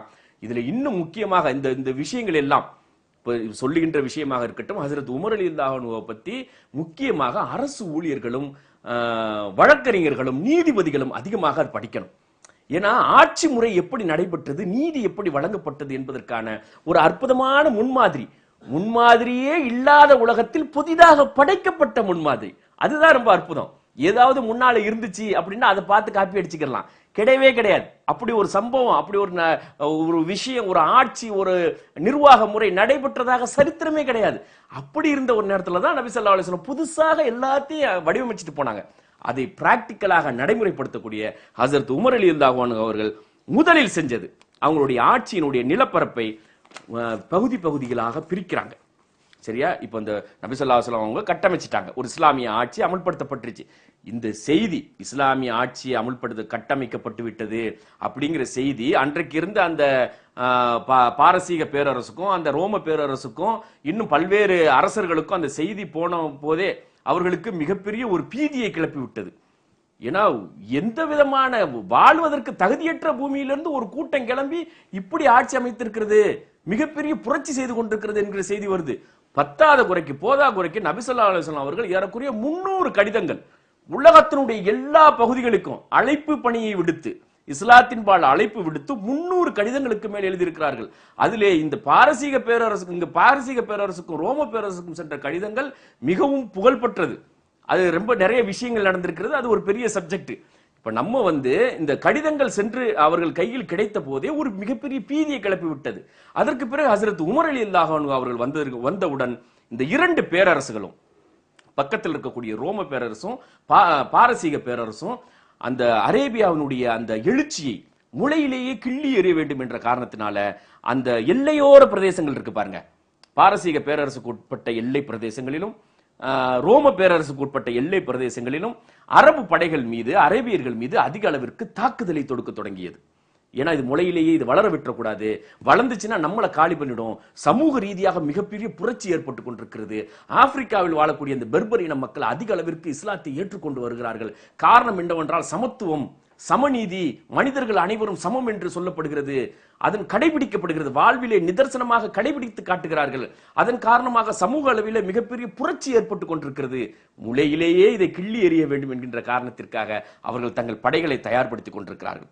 இந்த நேரத்தில் ஹசரத் உமர் ரலியல்லாஹு அன்ஹு அவர்கள் தெளிவாக அட்மினிஸ்ட்ரேஷனை ஃபார்ம் பண்றாங்க. தங்களுடைய ஆட்சிக்கு, இஸ்லாமிய ஆட்சிக்கு உட்பட்ட பகுதிகளை மாகாணமாக பிரிக்கிறாங்க. பிறகு அந்த மாகாணங்களை மாவட்டங்களாக பிரிக்கிறாங்க, டிஸ்ட்ரிக்டா பிரிக்கிறாங்க. ஏறக்குறைய 100 மாவட்டங்கள் வருகிறது. ஹசரத் உமர் ரலியல்லாஹு அன்ஹு அவர்களுடைய அந்த ஆட்சி காலத்தில் 100 மாவட்டங்கள் இஸ்லாமிய ஆட்சிக்கு உட்பட்ட பகுதிகளில் வருகிறது. பிறகு சுயாட்சி பெற்ற மாகாணங்களாக 2 மாகாணங்கள். சுயாட்சின்னு பாத்தீங்கன்னா இப்ப மத்திய அரசு இருக்கிறது, மாநிலத்துல மாநில அரசு இருக்கிறது, ஒரு அண்டர்ஸ்டாண்டிங் நடக்கிறது, உனக்கு இந்த உரிமை எனக்கு இந்த உரிமை, ஆனாலும் கட்டுப்பட்டு இருப்போம் அப்படின்னு சொல்லக்கூடிய சுயாட்சி பெற்ற 2 மாகாணங்கள். அசர்பைஜான் ஒன்னும், ஆர்மீனியா ஒன்னும் சுயாட்சி பெற்றது. பிறகு பாக்கி இருக்கக்கூடிய எல்லாமே அவர்களுடைய நேரடி கட்டுப்பாட்டுக்குள் வருகிறது. அடுத்ததாக ஹசரத் உமர் ரலியல்லாஹு அன்ஹு அவர்கள் என்ன பண்றாங்க அப்படின்னா, நிர்வாகத்தை பக்காவா வடிவமைக்கிறாங்க. எப்படி ஒவ்வொரு மாநிலத்துக்கும் சீஃப் செக்ரட்டரி இருக்கிறாங்களோ, இப்ப மாநிலத்துல சீஃப் செக்ரட்டரி இருப்பாங்க, அந்த மாதிரி ஒரு சீஃப் செக்ரட்டரி, ஒரு காவல்துறை செக்ரட்டரி, ஒரு ராணுவத்துறை செக்ரட்டரி, உளவுத்துறை செக்ரட்டரி, இப்படி டிவிஷனா பிரிக்கிறாங்க. பிற்காலத்துல நம்ம போன ரமலான்ல பார்த்தோம் இல்லையா, முகலாயர்களுடைய ஆட்சி, அதிலும் குறிப்பாக அந்த இடைப்பட்ட முகலாயருடைய ஆட்சியில் இடைப்பட்ட ஷெர்ஷாவுடைய ஆட்சி, அவர் தான் நிர்வாக சீர்திருத்தத்தினுடைய தந்தை என்று சொல்லக்கூடியவர். அவருக்கு வழிகாட்டுதல் எது? அவரெல்லாம் 1540 வந்தவர். அப்ப அவருக்கெல்லாம் வழிகாட்டுதல் என்றால் ஹஜ்ரத் உமர் ரலியல்லாஹு அன்ஹு அவர்கள் எப்படி நிர்வாகத்தை தெளிவாக பிரித்தார்கள். அட்மினிஸ்ட்ரேஷனை தெளிவா பிரித்து டிவிஷனா பிரிக்கிறாங்க. பிரிச்சுட்டு முதல் முறையாக நிர்வாகத்துறையிடம் இருந்து அட்மினிஸ்ட்ரேஷன்ல இருந்து ஜுடிஷியரி நீதித்துறையை தனியாக பிரிக்கிறார்கள். உலக சரித்திரத்தில் நிர்வாகத்திலிருந்து நீதித்துறையை, மக்களுக்கு நீதி வழங்குவதை தனியாக பிரித்த முதல் ஆட்சியாளர், உலகத்துக்கு நடைமுறைப்படுத்தி காட்டிய முதல் ஆட்சியாளர் ஹஜ்ரத் உமர் ரலியல்லாஹு அன்ஹு. அதுக்கு முன்னால நான் சொன்ன மாதிரி ஆட்சியாளர் அரசர் என்ன நினைக்கிறாரோ, அரசர் என்ன தீர்ப்பு சொல்றாரோ அதான் தீர்ப்பு.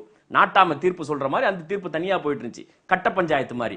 இங்க ஜுடிஷியரி நீதித்துறை, நிர்வாகத்துறை நீதித்துறை, நிர்வாகத்துறையிலிருந்து நீதித்துறையை தனியாக பிடிச்சு சீஃப் ஜஸ்டிஸ் தலைமை நீதிபதி நியமித்து நிர்வாகத்துறையை அருமையாக வழிமுறைப்படுத்துகிறார்கள். படுத்திட்டு அவங்க செய்யறாங்க, ஒரு அட்மினிஸ்ட்ரேஷன் கோர்ட்டை ஒண்ணு நியமிக்கிறாங்க. இதுதான் ரொம்ப ரொம்ப முக்கியமான விஷயம். அதாவது நிர்வாகத்துறைக்கென்று ஒரு தனி நீதிமன்றம். இந்த நிர்வாகத்துறையில் யாரேனும் குளறுபடி செய்வார்களேயானால், யாராவது தவறு செஞ்சாங்கன்னு வச்சுங்க, அந்த தவறுகளை நேரடியாக ஹஜ்ரத் உமர் ரலியல்லாஹு அன்ஹு அவர்களே நேரடியாக கண்காணித்து அதை ஆய்வு செய்து அதற்கு தண்டனை வழங்கக்கூடிய ஒரு அட்மினிஸ்ட்ரேஷன் கோர்ட்டை உருவாக்கினார்கள். அதற்கு அவர்களுடைய முக்கிய நண்பராக நம்பிக்கைக்குரிய முகமது பின் மஸ்லமா என்கின்ற ஒரு சஹாபியை, அவர்களுடைய தோழரை அவர்கள் நியமித்துக் கொண்டார்கள் ஹஜ்ரத் உமர் ரலியல்லாஹு அன்ஹு அவர்கள். ஆக நிர்வாகத்துறையில் இருக்கக்கூடிய ஏதாவது குளறுபடி நடக்குமேயானால் அதை கண்காணித்து முளையிலேயே கிள்ளி எறியக்கூடிய அளவிற்கு சட்டத்தை கடுமையாக இரும்பு கரம் கொண்டு அமல்படுத்தினார்கள். இன்னைக்கு இருக்கக்கூடிய பல நாடுகள்ல இருக்கக்கூடிய நிர்வாகத்துறையெல்லாம் எப்படி இருக்குங்கிறத நீங்களே பார்த்துக்கலாம்.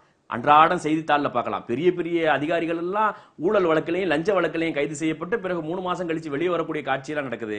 ஹஜ்ரத் உமர் ரலியல்லாஹு அன்ஹு அவர்களால நிர்வாகத்துறைக்கென்றே தனி நீதிமன்றம், யாராவது தப்பு செஞ்சா கடுமையான தண்டனை, அந்த அளவிற்கு அதை அமுல்படுத்தி சீரமைத்து காட்டினார்கள்.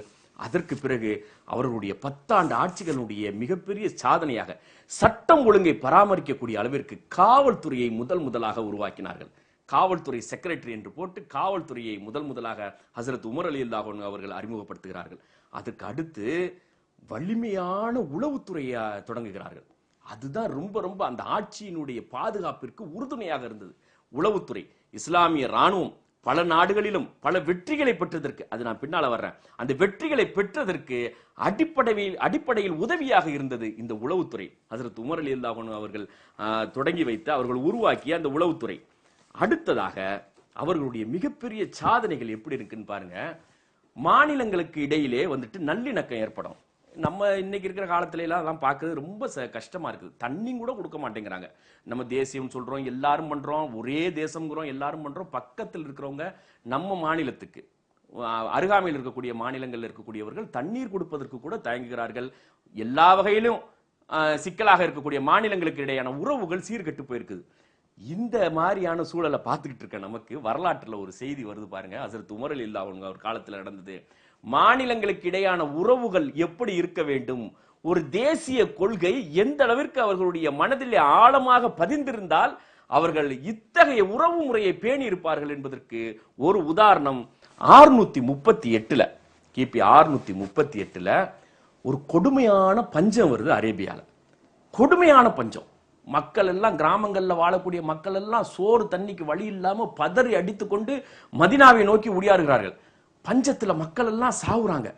அப்போ உணவுப் பொருட்கள் இல்ல, ஒண்ணு மழையும் இல்ல, தண்ணியும் இல்ல, பஞ்சம், கடுமையான பஞ்சமா இருக்குது.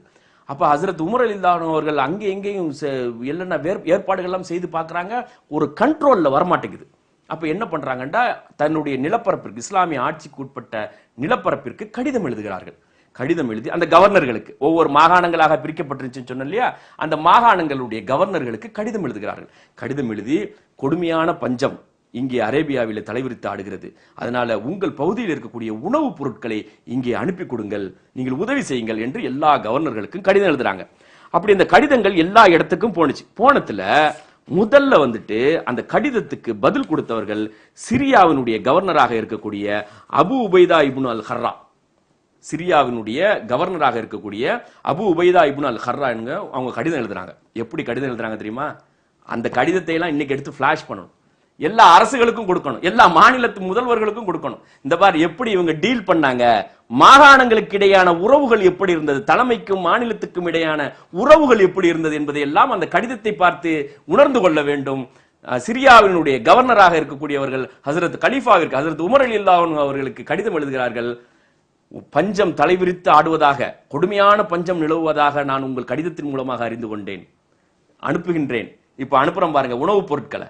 இந்த உணவுப் பொருட்கள் எந்த அளவுக்கு இருக்கும் என்றால், அதனுடைய கெப்பாசிட்டி எந்த அளவுக்கு இருக்கும் என்றால், அளவுகோல் எந்த அளவுக்கு இருக்கும் என்றால், அதை தாங்கி வரக்கூடிய ஒட்டகங்கள், அதனுடைய கேரவன் என்று சொல்லுவாங்க இல்லையா, அந்த ஒட்டக கூட்டம், இது ஒரு முனை மதீனாவில் இருக்குமே, ஆனால் மறுமுனை டமாஸ்கஸில் இருக்கும், சிரியாவில் இருக்கும். மதீனாக்கும் சிரியாவுக்கு இருக்கக்கூடிய ஆயிரக்கணக்கான மைல்கள் இருக்கும். ஒரு முனை மதீனாவில் இருக்குமே, ஆனால் மறுமுனை சிரியாவில் இருக்கும் அப்படின்னு சொல்லி கடிதம் எழுதுறதோடு விட்டுவிடவில்லை. உடனடியாக ஏற்பாடு செய்து அவர்கள் அந்த உணவுப் பொருட்களை மதீனாவுக்கு அனுப்பி வைத்தார்கள். மதீனாவிலே வேலை தொடங்கியது. அபூ உபைதா இப்னு ஜர்ரா அவர்களும் மதீனாவிற்கு வந்து ஒரு நிறுவனத்தை தொடங்குகிறார்கள். அப்ப சிரியாவிலிருந்து வந்த உணவுப் பொருட்களை வைத்து பஞ்சம் பாதிக்கப்பட்ட பகுதி அரேபியாவில் வைத்து, மதீனாவில் வைத்து டிசாஸ்டர் மேனேஜ்மெண்ட் செல், பேரழிவு மேலாண்மை நிறுவனம் மையம் ஒன்றை தொடங்கி, அந்த மையத்திற்கு அபூ உபைதா பின் ஜர்ரா அவர்களே அதற்கு பொறுப்பாளராகவும் போட்டு இந்த உணவுப் பொருட்கள் அனைத்தும் விநியோகிக்கப்படுகிறது. கிராமப்புறங்களிலே இருக்கக்கூடிய மக்களுக்கும் இந்த உணவுப் பொருட்கள் கொண்டு செல்லப்படுகிறது. ஒரு ஆண்டு 2 ஆண்டுகளுக்குள் அந்த பஞ்சம் கட்டுப்பாட்டுக்குள் வருகிறது. மழை பொழிகிறது, வேளாண்மை பொருட்கள் விளைந்து வந்ததற்கு பிறகு அந்த கட்டுப்பாட்டுக்குள் வருகிறது. அடுத்த ஒரு 2 ஆண்டுகளுக்கு அந்த பஞ்சத்தால் பாதிக்கப்பட்ட மக்களுக்கு ஜக்காத்திலிருந்து விடுதலை, ஜக்காத் கொடுக்க தேவையில்லை என்கின்ற உத்தரவையும் ஹசரத் உமர் ரலியல்லாஹு அன்ஹு அவர்கள் அறிவித்தார்கள். எப்படி இந்த மாநிலங்களுக்கு இடையான அந்த உறவுகள் எப்படி தொடங்குது பாருங்க. இதெல்லாம் என்ன காரணம் அப்படின்னா, ஆளுகின்ற ஆட்சியாளர் யார் என்று பார்க்கிறது இல்ல, சரியா? ஆளுகின்ற ஆட்சியாளர் என்பது இறைவனுடைய பிரதிநிதி. இறைவனை பார்த்து செயல் திட்டங்களை அமல்படுத்துவது. நம்ம செய்யற எல்லா வேலைகளும் தலைவருக்கு இல்ல, ரப்புக்கு இருக்குது. அந்த தலைவரையும் படைத்த ரப்புக்கு இருக்கிறது. ரப்பு என்ன சொல்லி இருக்கிறானோ, அல்லாஹ் என்ன சொல்லி இருக்கிறானோ அதை நடைமுறைப்படுத்துவது. கனெக்ஷனை நேரடியா வச்சுக்கிறது, புரோக்கர் மூலமாக போகாது. அதனால கலீஃபா என்பவர் இறைவனுடைய பிரதிநிதி. அவர் இறைவனுடைய சட்டத்தை அமுல்படுத்துறாரான்னு பார்த்து நேரடியாக அல்லாஹ்வின் மீது நம்பிக்கை வைத்து இந்த மாகாணங்களுக்கு இடையான உறவுகள் வடிவமைக்கப்பட்டது. அற்புதமான உறவு முறைகளாக அது தொடர்ந்தது.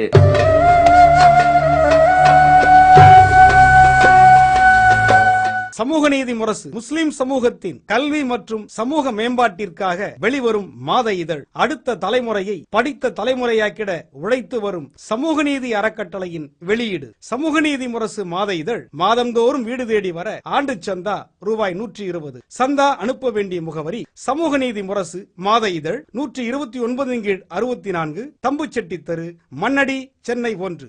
அன்பார்ந்த சகோதர சகோதரிகளே, அஸ்ஸலாமு அலைக்கும் வரஹ்மத்துல்லாஹி தஆலா வபரகாத்துஹு. சமூக நீதி அறக்கட்டளையினுடைய பணிகளை, சமூக நீதி அறக்கட்டளையின் சார்பில் நடத்தப்படும் தொலைக்காட்சி நிகழ்ச்சியையும் நம்முடைய மாத இதழாக இருக்கக்கூடிய சமூக நீதி முரசையும் பார்த்து வரக்கூடிய மக்களுக்கு நன்றாக அறிவார்கள். முழுமையாக அடுத்த தலைமுறையை, முஸ்லிம் சமூகத்தினுடைய அடுத்த தலைமுறையை படித்த தலைமுறையாக மாற்றிட வேண்டும், அறிவாற்றல் மிக்க தலைமுறையாக மாற்றிட வேண்டும், அனைத்து துறைகளிலும் கோலோச்சக்கூடிய மக்களாக மாற்றிட வேண்டும் என்கின்ற அடிப்படையிலேயே விரிவாக திட்டங்கள் தீட்டி ஒருங்கிணைந்து பணியாற்றி வருகின்றோம். இந்த பணிகள் எல்லாம் இன்னும் ஆழமாக எடுத்து செல்ல வேண்டியிருக்கிறது, தடங்கள் இல்லாமல் எடுத்து செல்ல வேண்டியிருக்கிறது. இத்தகைய பணிகளுக்கு ஏராளமான பொருள் உதவி தேவைப்படுகிறது. நல்ல செயல்பாடுகள், நல்ல பணிகள், அடுத்த தலைமுறையை முன்னேற்றத்திற்கு அழைத்து செல்லக்கூடிய இந்த பணிகள் பொருளாதார உதவி இல்லாமல் தடங்கள் ஏற்பட்டுவிடக்கூடாது என்பதற்காக உங்களிடம் அந்த கோரிக்கையை வைக்கின்றோம். நீங்கள் தாராளமாக உதவிட வேண்டும். இந்த பணிகள் முழுமையாக முஸ்லிம் சமுதாயத்தை சென்று அடைந்திட வேண்டும். இன்ஷா அல்லாஹ் அடுத்த தலைமுறை படித்த தலைமுறையாக மாறிட வேண்டும். அதுக்கு நீங்கள் தாராளமாக உதவிட வேண்டும். எல்லாம் வல்ல இறைவனிடம் பிரார்த்திக்க வேண்டும் என்று கேட்டுக்கொள்கிறேன். அஸ்ஸலாமு அலைக்கும் வரஹ்மத்துல்லாஹி தஆலா வபரகாத்துஹு. கல்வி பணிக்கு உதவிடுவீர். சமூக நீதி அறக்கட்டளை என்ற பெயரில் டிடி அல்லது செக் எடுத்து அனுப்ப வேண்டிய முகவரி சமூக நீதி அறக்கட்டளை 129/64 தம்புச்செட்டி தெரு, மண்ணடி, சென்னை 1. தொலைபேசி 25225780. எங்களுடைய வெப்சைட் முகவரி www.samuganidhi.org. சிஎம்என் வெளியீடுகளான உயர்கல்விக்கான உன்னத வழிகாட்டி சிஎம்என் கல்வி மலர் 2009. தேசிய தலைவரான மௌலானா அபுல் கலாம் ஆசாத் அவர்களின் இந்தியா விடுதலை பெறுகிறது நூல் போன்ற பல வரலாற்று நூல்கள் மற்றும் சென்ற ரமலானில் சிஎம்என் சலீம் உரையாற்றிய இந்திய முஸ்லிம்களின் வரலாறு இன்னும் பல்வேறு தலைப்புகளில் உரையாற்றிய சிடிக்கள் அனைத்தும் கிடைக்கும் இடம் சிஎம்என் 129/64 தம்புச்செட்டி தெரு, மண்ணடி, சென்னை 1. தொலைபேசி 25225780.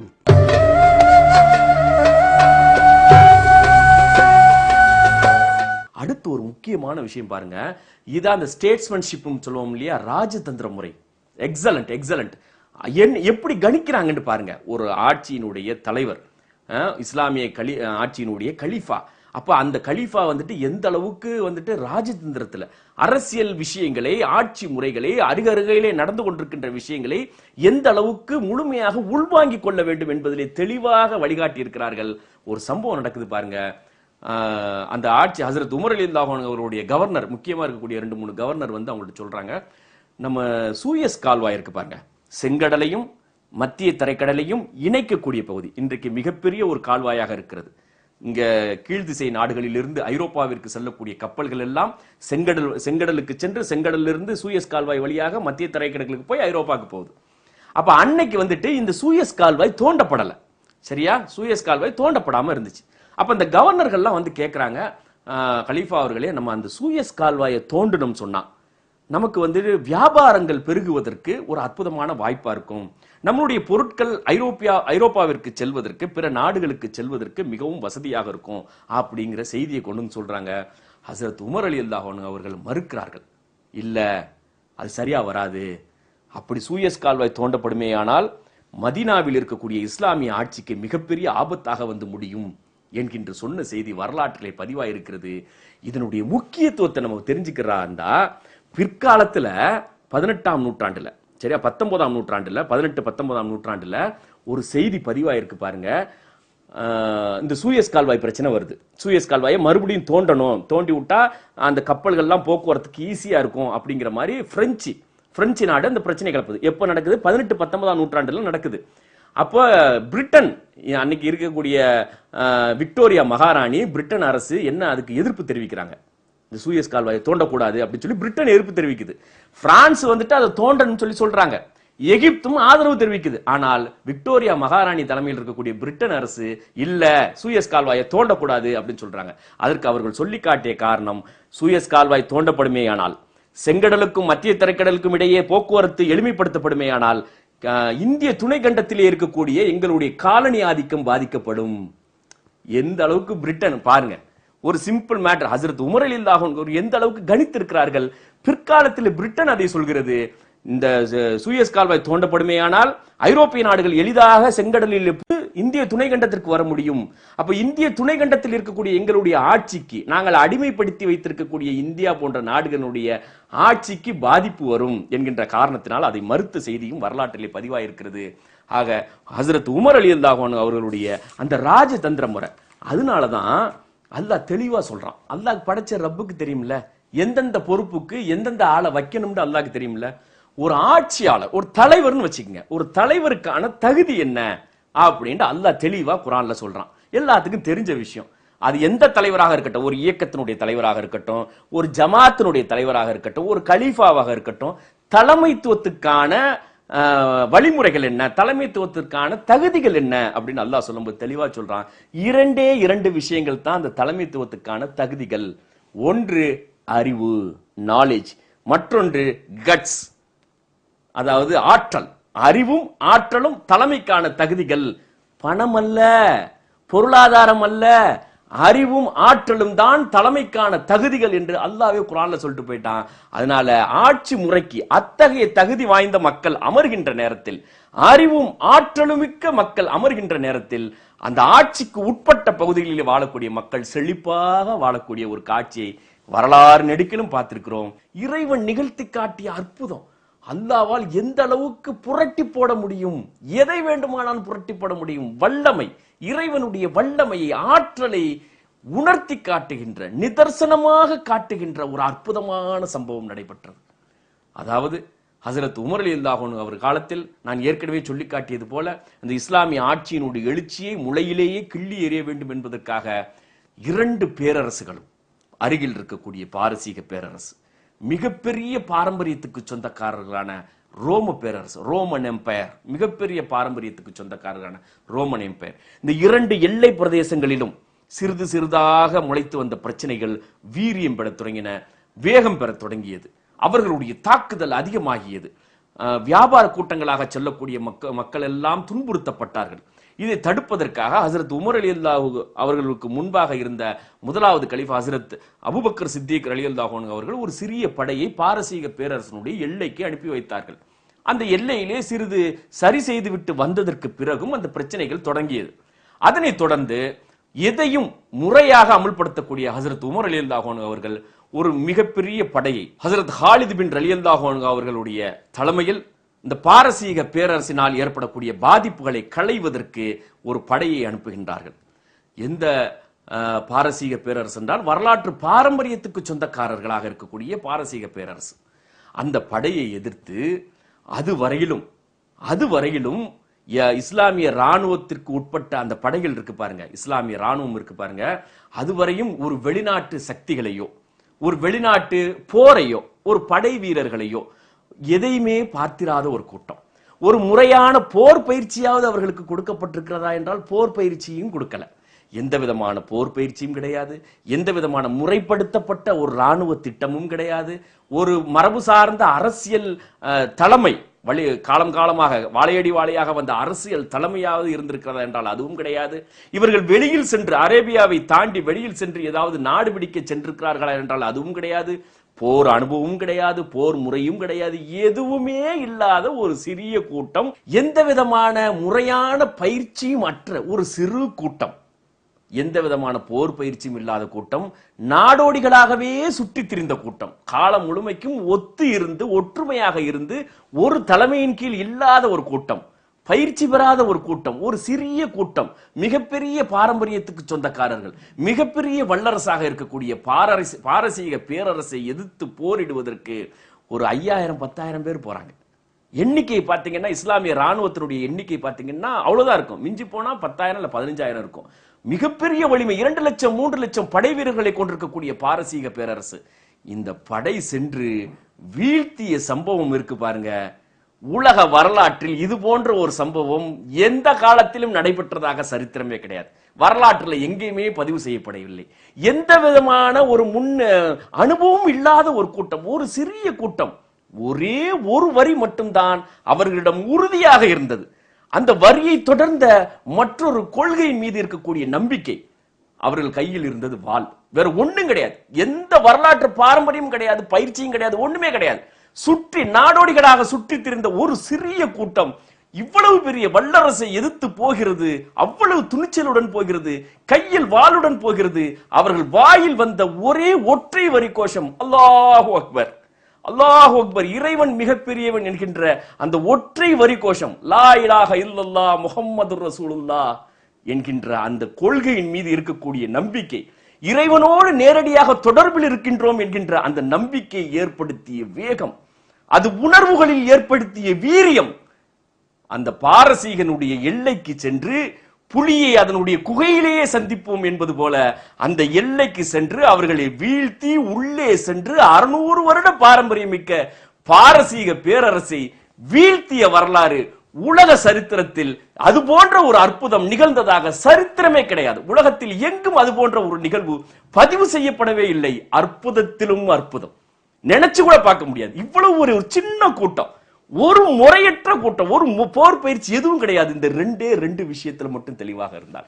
லா இலாஹ இல்லல்லாஹ் முஹம்மதுர் ரசூலுல்லாஹ், அல்லாஹு அக்பர், இந்த 2 கோஷங்களும் இந்த 2 கொள்கை முழக்கங்களும் அவர்களை வெற்றிக்கு அழைத்து சென்றது, வீழ்த்தியது. அந்த 2 கொள்கையின் மீது அவர்கள் வைத்திருந்த நம்பிக்கைக்கு இறைவன் கொடுத்த பரிசு. இப்படித்தான் நம்ம எடுத்துக்கணும். இறைவன் கொடுத்த பரிசு. என் மேல நம்பிக்கை வச்சு நீ போற பாரு, அவ்வளவு பெரிய கூட்டத்தை எதிர்த்து நிக்கிறதுக்கு இந்தா வச்சுக்க.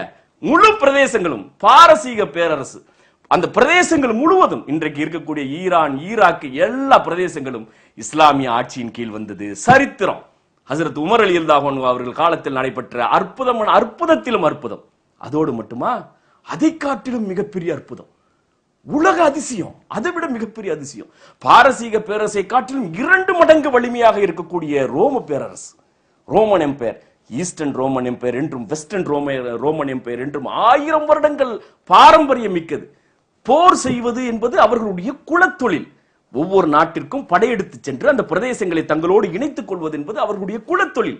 வேற எதுவும் கிடையாது. முழுக்க முழுக்க போர் பயிற்சி பெற்றவர்கள், நவீன ஆயுதங்களை வைத்திருப்பவர்கள், எந்த நேரமும் அந்த போர் குறித்த சிந்தனையிலே இருக்கக்கூடிய அந்த ரோம பேரரசனுடைய எல்லைகளாக இருக்கக்கூடிய சிரியா, அந்த யார்மூக் பள்ளத்தாக்கு, அந்த பள்ளத்தாக்கை நோக்கி ஒரு சிறிய படை செல்கிறது. 3 லட்சம் படை வீரர்களாக இருக்கக்கூடிய ரோம பேரரசு எதிர்த்து 30,000 படைகளாக இருக்கக்கூடிய 30,000 வீரர்களாக இருக்கக்கூடிய இஸ்லாமிய ராணுவம் செல்கிறது.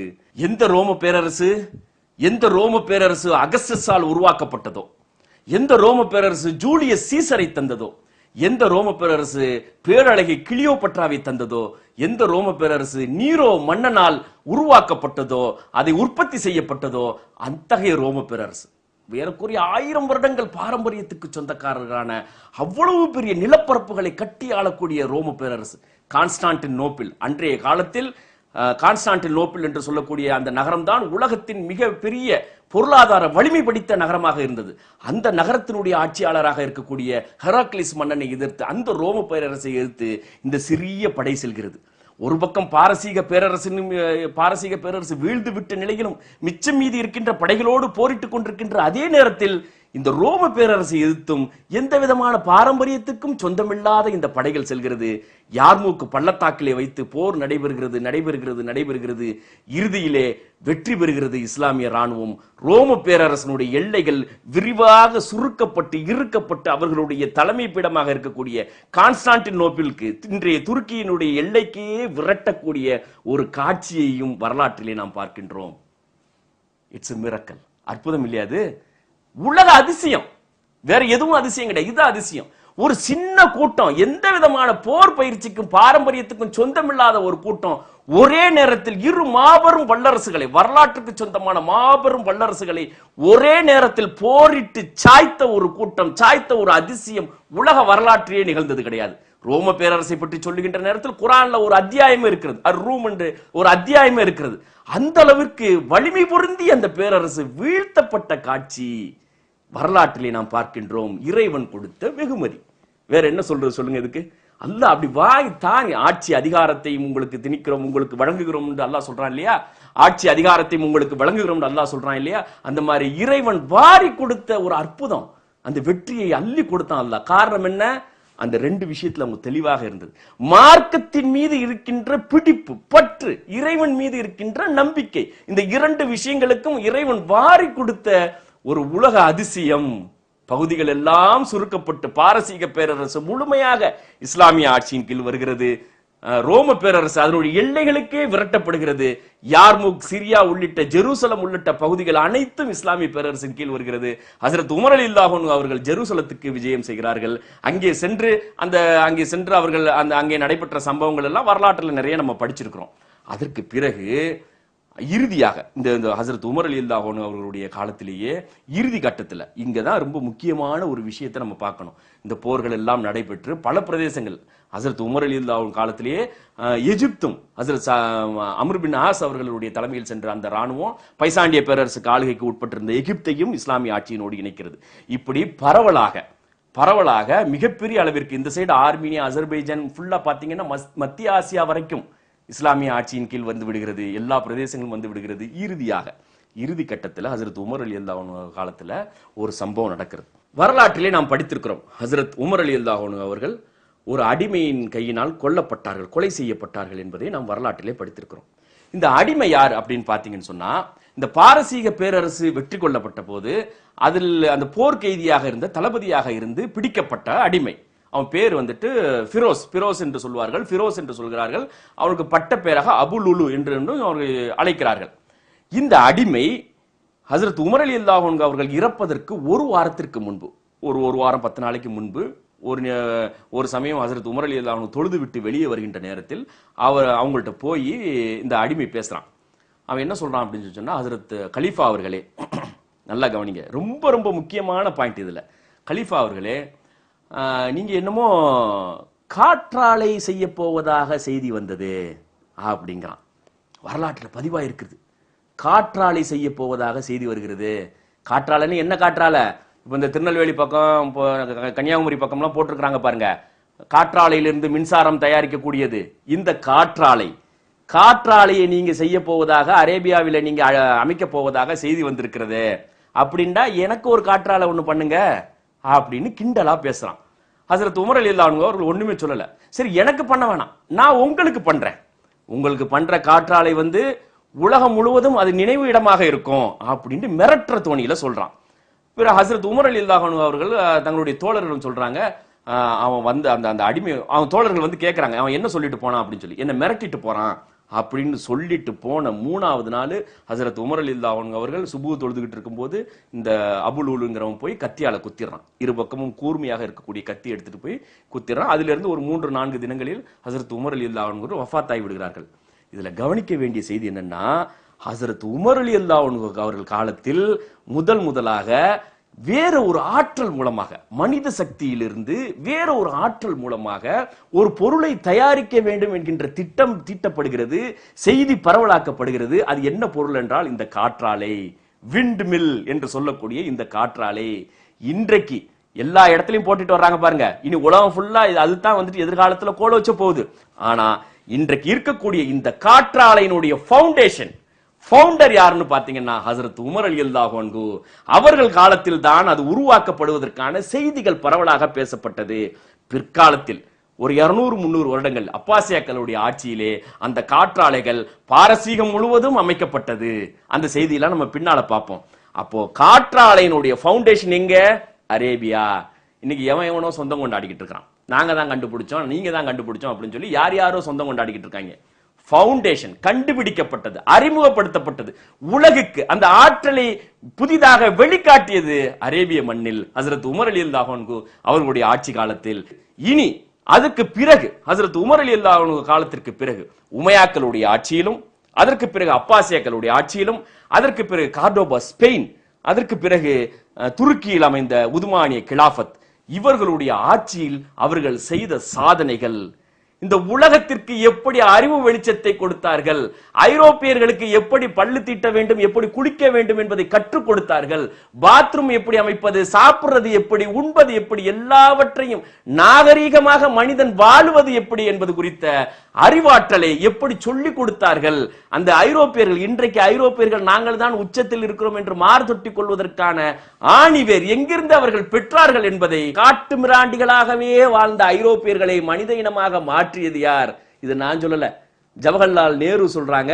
ஒரு காலத்தில் அரபியர்கள் கையில் ஆட்சி அதிகாரம் எழுந்த போது, அவர்கள் கோலோச்சி இருந்த போது, அறிவியல் தொழில்நுட்பத்திலே விற்பனர்களாக இருந்த போது ஐரோப்பாவில் வாழ்ந்த மக்கள் எல்லாம் காட்டு மிராண்டிகளாக வாழ்ந்தார்கள் என்று ஜவஹர்லால் நேரு அவர்களுடைய புத்தகத்தில் பதிவு செய்திருக்கிறார்.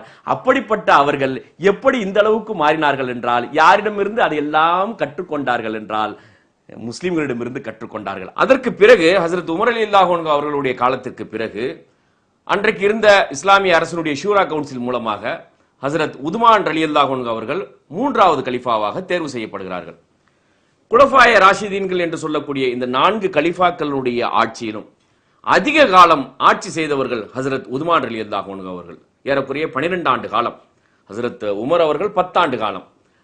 ஹஜ்ரத் உதுமான் ரலியல்லாஹு அன்ஹு அவர்களுடைய காலத்தில் தொடக்கத்தில் ஒரு 8 ஆண்டுகள், ஆரம்ப கட்டமாக இருக்கக்கூடிய ஆரம்ப கட்டத்திலிருந்து ஒரு 8 ஆண்டுகள் இஸ்லாமிய அரசனுடைய எல்லை பகுதிகள் மிக வேகமாக விரிவடைந்து சென்றன. ஆரம்பத்தில் அவங்களுடைய காலத்தில் நம்ம பார்க்கின்ற நேரத்தில், வரலாற்றை ஆய்வு செய்கின்ற நேரத்தில் விரிவாக்க பணிகள் அதிக அளவிற்கு நடந்திருக்கின்றன. அதுவும் இன்னும் ரோம பேரரசை எதிர்த்து, அதனுடைய படைகளை எதிர்த்து, அவர்கள் செய்த அந்த அத்துமீறல்களை எதிர்த்து பல இடங்களில் ரோம பேரரசனுடைய படைகளை தோற்கடித்து இஸ்லாமிய அரசனுடைய எல்லை பகுதிகள் மிக வேகமாக விரிவடைந்து சென்றன. ஹஜ்ரத் உதுமான் ரலியல்லாஹு அன்ஹு அவர் காலத்தில் சிரியாவினுடைய கவர்னராக இருக்கக்கூடிய ஹஜ்ரத் முஆவியா ரலியல்லாஹு அன்ஹு அவர்கள், ஹஜ்ரத் முஆவியா அவர்கள் நபி ஸல்லல்லாஹு அலைஹி வஸல்லம் அவர்களுடைய மைத்துனர், மச்சின, அதாவது அபு சுஃபியான், குறைஷிகளுடைய தலைவராக இருந்த அபு சுஃபியானுடைய மகன் ஹஜ்ரத் முஆவியா அவர்கள் சிரியாவினுடைய கவர்னராக இருக்கிறார். அந்த நேரத்தில் இந்த ராணுவத்தை இன்னும் வலிமைப்படுத்த வேண்டும், இஸ்லாமிய ராணுவத்தை இன்னும் வலிமைப்படுத்த வேண்டும், பல்வேறு பிரிவுகளாக, நவீன பிரிவுகளாக வலு சேர்க்க வேண்டும் என்கின்ற அடிப்படையிலே திட்டமிடப்பட்டு கடற்படையை நாம் தொடங்க வேண்டும் என்கின்ற ஒரு கோரிக்கையை கலிஃபா அவர்களிடம் வைக்கிறார்கள். ஹசரத் உதுமான் ரலியல்லாஹு அன்ஹு அவர்களிடம் நாம் கடற்படையை தொடங்க வேண்டும், அந்த கடற்படையின் மூலமாக மத்திய தரைக்கடலிலே ஏராளமான பிரச்சனைகள் வருகிறது. அதாவது ரோம பேரரசனுடைய கடற்படைகள் மூலமாக மத்திய தரைக்கடல் எல்லை பகுதிகளிலே இருக்கக்கூடிய இஸ்லாமிய அரசனுடைய எல்லை பகுதியில் இருக்கக்கூடிய எல்லையோரங்களில் ஏராளமான பிரச்சனைகள் வருகிறது. அதனால் நாம் கடற்படையை தொடங்க வேண்டும் என்கின்ற கோரிக்கையை வைக்கிறார்கள். அந்த கோரிக்கையை ஹசரத் உதுமான் ரலியல்லாஹு அன்ஹு அவர்கள் ஏற்றுக்கொள்கிறார்கள். இதே போன்ற ஒரு கோரிக்கையை ஹசரத் உமர் ரலியல்லாஹு அன்ஹு காலத்திலும் முஆவியா மூலமாக வைக்கப்பட்டது. அந்த நேரத்தில் ஹசரத் உமர் அவர்கள் மறுத்து விட்டார்கள், அனுமதி அளிக்கவில்லை. கடற்படை தொடங்குவதற்கு ஹசரத் உமர் அவர்கள் அனுமதி தரவில்லை. ஆனால் ஹசரத் உதுமான் ரலியல்லாஹு அன்ஹு அவர்கள் அனுமதி கொடுக்கின்றார்கள். நீங்கள் தாராளமாக கடற்படையை தொடங்கலாம், ஆனால் ஒரு நிபந்தனை, யாரையும் வலுக்கட்டாயமாக கடற்படையிலே சேர்க்கக்கூடாது. ஏன்னா அப்பதான் புதுசா உருவாக்குறாங்க இவங்க. இஸ்லாமிய அரசுக்கு உட்பட்ட அரேபிய பகுதியிலே கடற்படை கடலிலே பிரயாணம் சென்று போரிலே ஈடுபடக்கூடியது கொஞ்சம் ஆபத்தான விஷயம். அந்த விஷயத்தில் யாரையும் நீங்க வலுக்கட்டாயமாக சேர்க்கக்கூடாது, தன்னார்வத்துடன் வரக்கூடியவர்களை நீங்கள் சேர்த்துக் கொள்ளலாம் என்கின்ற அடிப்படையிலே முதலாக இஸ்லாமிய ராணுவத்தில் கடற்படை தொடங்கப்பட்டது. ஹசரத் முஆவியா ரலியல்லாஹு அன்ஹு அவர்கள் மூலமாக கடற்படை தொடங்கப்பட்டு மத்திய தரைக்கடலிலே இருக்கக்கூடிய மெடிட்டரேனியன் சி என்று சொல்லுவாங்க இல்லையா, அந்த மெடிட்டரேனியன் சி மத்திய தரைக்கடலிலே இருக்கக்கூடிய ஏராளமான தீவுகள், அது மிக முக்கியமாக ராணுவ முக்கியத்துவம் வாய்ந்த தீவுகள், ரோம பேரரசனுடைய படைகளை எதிர்த்து மிக தைரியமாக வீரியமாக இஸ்லாமிய ராணுவம் விரிவடைந்து சென்றது. பல தீவுகள் இஸ்லாமிய ஆட்சியுடன் இணைக்கப்பட்டது. அதே போன்று இன்றைக்கு சைப்ரஸ் என்று தனி நாடாக இருக்கு பாருங்க, சைப்ரஸ் நாடு. இந்த சைப்ரஸ் ஒரு தீவு, அந்த தீவையும் இஸ்லாமிய ராணுவத்தோடு இஸ்லாமிய ஆட்சியோடு இணைத்தது இஸ்லாமிய கடற்படை. அதே போன்று விரிவாக்க பணிகள் மிக வேகமாக நடந்து சென்றது ஹசரத் உதுமான் ரலியல்லாஹு அன்ஹு அவர்களுடைய காலத்தில். அவர்களுடைய காலத்தினுடைய இறுதியில் நாம் பார்க்கின்ற நேரத்தில் வட ஆப்பிரிக்காவினுடைய துனிசியாவிலிருந்து அசர்பைஜான் வரையிலும், ரஷ்யாவினுடைய மத்திய ஆசியாவினுடைய அசர்பைஜான் வரையிலுமான அவ்வளவு பெரிய நிலப்பரப்புகள் முழுக்க இஸ்லாமிய அரசின் கீழ் வருகிறது. ஒரு தலைமையின் கீழ், மதினாவில் இருக்கக்கூடிய இஸ்லாமிய அரசின் கீழ், கலீஃபாவின் கீழ், துனிசியாவிலிருந்து வட ஆப்பிரிக்காவினுடைய துனிசியாவிலிருந்து மத்திய ஆசியாவினுடைய ஏறக்குறைய ரஷ்யாவினுடைய அசர்பைஜான் வரையிலுமான இவ்வளவு பெரிய நிலப்பரப்புகள் இஸ்லாமிய ஆட்சியின் கீழ் வருகிறது. இது மட்டுமல்லாமல் கீழ் திசை நாடுகள் முழுவதும் இஸ்லாம் மிக வேகமாக பரவி செல்கிறது. இந்த சூழலில் சமூக அளவிலே அரேபியாவிலே சிறு மாற்றங்கள் நடைபெறுகிறது. புதிதாக ஏராளமான மக்கள் இஸ்லாத்தை தழுவுகிறார்கள். அதோடு மட்டுமல்லாமல் புதிதாக வரக்கூடிய மக்களிடம் அந்த அளவிற்கு ஒரு பிடிமானமாக மார்க்கத்தின் மீது பற்றுதலாக பிடிமானம் இல்லாத சூழலில் பல்வேறு கருத்து வேறுபாடுகள் நிலவுகிறது. இந்த 8 வருஷத்துக்கு அப்புறம் தொடக்க காலத்துல அவங்களுக்கு சரியா இருந்தா கூட பிற்காலத்துல ஹசரத் உதுமான் ரலியல்லாஹு அன்ஹு அவருடைய ஆட்சிக்கு உட்பட்ட அந்த பிற்காலத்துல பாத்தீங்கன்னா ஏராளமான கருத்து வேறுபாடுகள் தோன்றுகிறது. இது மட்டுமல்லாமல் நல்ல வளமான பகுதிகள் எல்லாம் இஸ்லாமிய ஆட்சியின் கீழ் வருகிறது. ஆரம்பத்துல அரேபியா மட்டும்தானே இருந்துச்சு. அதுக்கப்புறம் பாத்தீங்கன்னா வளமான பகுதிகள்லாம் வரவனையும் நிறைய பொருட்குவிய ஆரம்பிக்குது. நிறைய பேர்த்திட்ட வந்துட்டு பணம் செல்வம் வந்துட்டு ஏராளமாக குவிய தொடங்குகிறது. இயற்கையிலே பாத்தீங்கன்னா மக்கத்து குறைஷிகள் வந்துட்டு வியாபாரத்தில் கொடிகட்டி பறக்கக்கூடிய மக்கள், நல்ல திறமையா வியாபாரம் செய்வாங்க. இப்ப இந்த புதுசா இவங்க கிடைச்ச பகுதிகளில் எல்லாம் இவங்க வியாபாரத்தை விரிவுபடுத்துறாங்க. விரிவுபடுத்த என்ன ஆகுதுன்னா செல்வம் குமியுது, எல்லா இடத்துலயும் செல்வம் குமியுது. இந்த நேரத்தில் பாத்தீங்கன்னா ஒரு புதிய ஜெனரேஷன் உருவாயிருக்குது. ஏறக்குறைய 657 நபி ஸல்லல்லாஹு அலைஹி வஸல்லம் அவர்கள் வஃபாத் ஆகி ஒரு 15-20 வருடங்கள் வந்துருச்சு. அப்படி வருகின்ற நேரத்தில் ஒரு புது ஜெனரேஷன் உருவாயிருக்குது, புதிய தலைமுறை உருவாகி இருக்கிறது. புதிய தலைமுறை உருவாகின்ற நேரத்தில் செல்வமும் குவிந்து வருகிறது. அப்படி வரும்போது என்ன ஆகுதுன்னா கொஞ்சம் சொகுசு கொஞ்சமா சேர தொடங்குகிறது. அந்த செல்வம் வரவணி என்ன ஆச்சுன்னா கொஞ்சம் கொஞ்சமா சொகுசு வாழ்க்கை, கருத்து வேறுபாடுகள், வேலை வெட்டி இல்லாம சும்மா உட்கார்ந்துருந்தா எப்படி கருத்து மோதல் வரும் பாருங்க. அந்த மாதிரி ஒரு டீ கடைக்கு முன்னால 4 பேர் ஒரு பெஞ்சை போட்டு உட்கார்ந்துருந்தா தேவையில்லாத பேச்சுக்கள்லாம் வரும்பாங்கல்ல, அந்த மாதிரி தேவையில்லாத பேச்சுக்கள், தேவையில்லாத சர்ச்சைகள், தேவையில்லாத கருத்து முரண்பாடுகள் அதிக அளவுக்கு உருவாக தொடங்குகிறது. இந்த காலம் வந்துட்டு இஸ்லாமிய ஆட்சியினுடைய மிக மிக மிக ஒரு சோதனையான காலகட்டம். ஹசரத் உதுமான் ரலியல்லாஹு அன்ஹு அவர்கள் கொல்லப்பட்டது, ஹசரத் அலி ரலியல்லாஹு அன்ஹு அவர்கள் ஆட்சிக்கு வந்ததற்கு பிறகு அந்த உள்நாட்டு சண்டைகள், உள்நாட்டு குழப்பத்தின் காரணமாக எல்லைகள் விரிவுபடுத்தப்படுவது தடுக்கப்பட்டது. அப்படியே நின்றுடுச்சு, எங்கேயுமே போகல. ஏற்கனவே மீட்கப்பட்ட பகுதிகள் கூட ரோம பேரரசின் கைகளுக்கு சென்று விடுகிறது. வட ஆப்பிரிக்காவில் இவ்வளவு கஷ்டப்பட்டு பொன்னையெல்லாம் கட்டிக்கிட்டு வந்து மீட்ட பகுதிகள், துனிசியா போன்ற லிபியா போன்ற பகுதிகள் எல்லாம் மீண்டும் ரோம பேரரசனுடைய கைகளுக்கு போய்விடுகிறது. காரணம் இந்த உள்நாட்டு குழப்பத்திலேயே சண்டை. இங்க இவர்களுக்கு மத்தியிலே மிகப்பெரிய குழப்பங்கள். அதுக்குள்ள நம்ம போக தேவையில்லை, அது பெரிய சிக்கலான விஷயம். அதனால இந்த குழப்பத்தின் காரணமாக ஹஜ்ரத் அலி ரலியல்லாஹு அன்ஹு அவர்கள் 5 ஆண்டு காலம் ஆட்சி செய்கிறார்கள். ஹஜ்ரத் அலி ரலியல்லாஹு அன்ஹு அவர்களை பற்றி சொல்லுகின்ற நேரத்தில் அறிவாற்றலில் சிறந்த ஒரு தலைவர், அற்புதமான ஒரு தலைவர், அற்புதமான ஒரு ஆட்சியாளர். அறிவாற்றலில் எந்த துறை குறித்தேனும் இஸ் an encyclopedia என்று சொல்கிறார்கள் வரலாற்று ஆசிரியர்கள். அவ்வளவு விஷயங்களை தெரிந்து வைத்திருந்த ஒரு அற்புதமான அறிவாற்றல் படைத்த ஹஜ்ரத் அலி ரலியல்லாஹு அன்ஹு அவர்கள் காலத்தில் தான் இந்த அரசியல் சிக்கல், கருத்து வேறுபாடு இருக்கு பாருங்க. உட்கட்சி பூசல்பாங்கல்ல, உள்சண்டை பல சாம்ராஜ்யங்களை வீழ்த்தி இருக்கிறது. அந்த வீழ்த்தப்பட்டதுக்கு இதெல்லாம் ஒரு சான்றுகள். பல சாம்ராஜ்யங்கள் உலக அளவில் பல மிகப்பெரிய சாம்ராஜ்யங்கள், பரம்பரை, மிகப்பெரிய பரம்பரை பேரரசுகள் எல்லாம் வீழ்ந்திருக்கிறது. எதனால் வீழ்ந்துச்சுன்னு பாத்தீங்கன்னா உள்ளுக்குள்ளேயே இருக்கக்கூடிய சண்டையா இருக்கும், உள்ளுக்குள்ளே இருக்கக்கூடிய கருத்து மோதல்களா இருக்கும். அதனால இது குடுமா அது குடுமா, அது சரியா இது சரியா, இவர் என்ன செய்யறது அவர் என்ன சொல்றது, இந்த சண்டை சச்சரவுகளிலேயே மிகப்பெரிய சோக சம்பவங்களும் எல்லாம் நடைபெற்றது.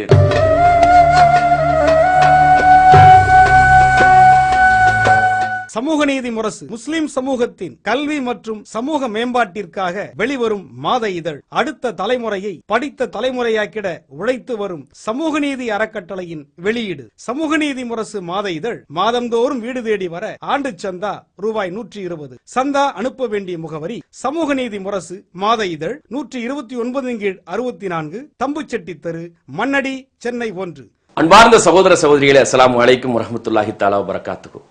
சமூக நீதி அறக்கட்டளையினுடைய பணிகளை, சமூக நீதி அறக்கட்டளையின் சார்பில் நடத்தப்படும் தொலைக்காட்சி நிகழ்ச்சியையும் நம்முடைய மாத இதழாக இருக்கக்கூடிய சமூக நீதி முரசையும் பார்த்து வரக்கூடிய மக்களுக்கு நன்றாக அறிவார்கள். முழுமையாக அடுத்த தலைமுறையை, முஸ்லிம் சமூகத்தினுடைய அடுத்த தலைமுறையை படித்த தலைமுறையாக மாற்றிட வேண்டும், அறிவாற்றல் மிக்க தலைமுறையாக மாற்றிட வேண்டும், அனைத்து துறைகளிலும் கோலோச்சக்கூடிய மக்களாக மாற்றிட வேண்டும் என்கின்ற அடிப்படையிலேயே விரிவாக திட்டங்கள் தீட்டி ஒருங்கிணைந்து பணியாற்றி வருகின்றோம். இந்த பணிகள் எல்லாம் இன்னும் ஆழமாக எடுத்து செல்ல வேண்டியிருக்கிறது, தடங்கள் இல்லாமல் எடுத்து செல்ல வேண்டியிருக்கிறது. இத்தகைய பணிகளுக்கு ஏராளமான பொருள் உதவி தேவைப்படுகிறது. நல்ல செயல்பாடுகள், நல்ல பணிகள், அடுத்த தலைமுறையை முன்னேற்றத்திற்கு அழைத்து செல்லக்கூடிய இந்த பணிகள் பொருளாதார உதவி இல்லாமல் தடங்கள் ஏற்பட்டுவிடக் கூடாது என்பதற்காக உங்களிடம் அந்த கோரிக்கையை வைக்கின்றோம். நீங்கள் தாராளமாக உதவிட வேண்டும். இந்த பணிகள் முழுமையாக முஸ்லிம் சமுதாயத்தை சென்று அடைந்திட வேண்டும். இன்ஷா அல்லாஹ் அடுத்த தலைமுறை படித்த தலைமுறையாக மாறிட வேண்டும். அதுக்கு நீங்கள் தாராளமாக உதவிட வேண்டும். எல்லாம் வல்ல இறைவனிடம் பிரார்த்திக்க வேண்டும் என்று கேட்டுக்கொள்கிறேன். அஸ்ஸலாமு அலைக்கும் வரஹ்மத்துல்லாஹி தஆலா வபரகாத்துஹு. கல்வி பணிக்கு உதவிடுவீர். சமூக நீதி அறக்கட்டளை என்ற பெயரில் டிடி அல்லது செக் எடுத்து அனுப்ப வேண்டிய முகவரி சமூக நீதி அறக்கட்டளை 129/64 தம்புச்செட்டி தெரு, மண்ணடி, சென்னை 1. தொலைபேசி 25225780. எங்களுடைய வெப்சைட் முகவரி www.samuganidhi.org.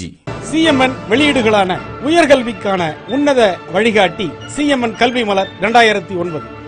தேசிய தலைவரான மௌலானா அபுல் கலாம் ஆசாத் அவர்களின் இந்தியா விடுதலை பெறுகிறது நூல் போன்ற பல வரலாற்று நூல்கள் மற்றும் சென்ற ரமலானில் சிஎம்என் சலீம் உரையாற்றிய இந்திய முஸ்லிம்களின் வரலாறு, இன்னும் பல்வேறு தலைப்புகளில் உரையாற்றிய சிடிக்கள் அனைத்தும் கிடைக்கும் இடம் சிஎம்என் 129/64 தம்புச்செட்டி தெரு, மண்ணடி, சென்னை 1. தொலைபேசி 25225780.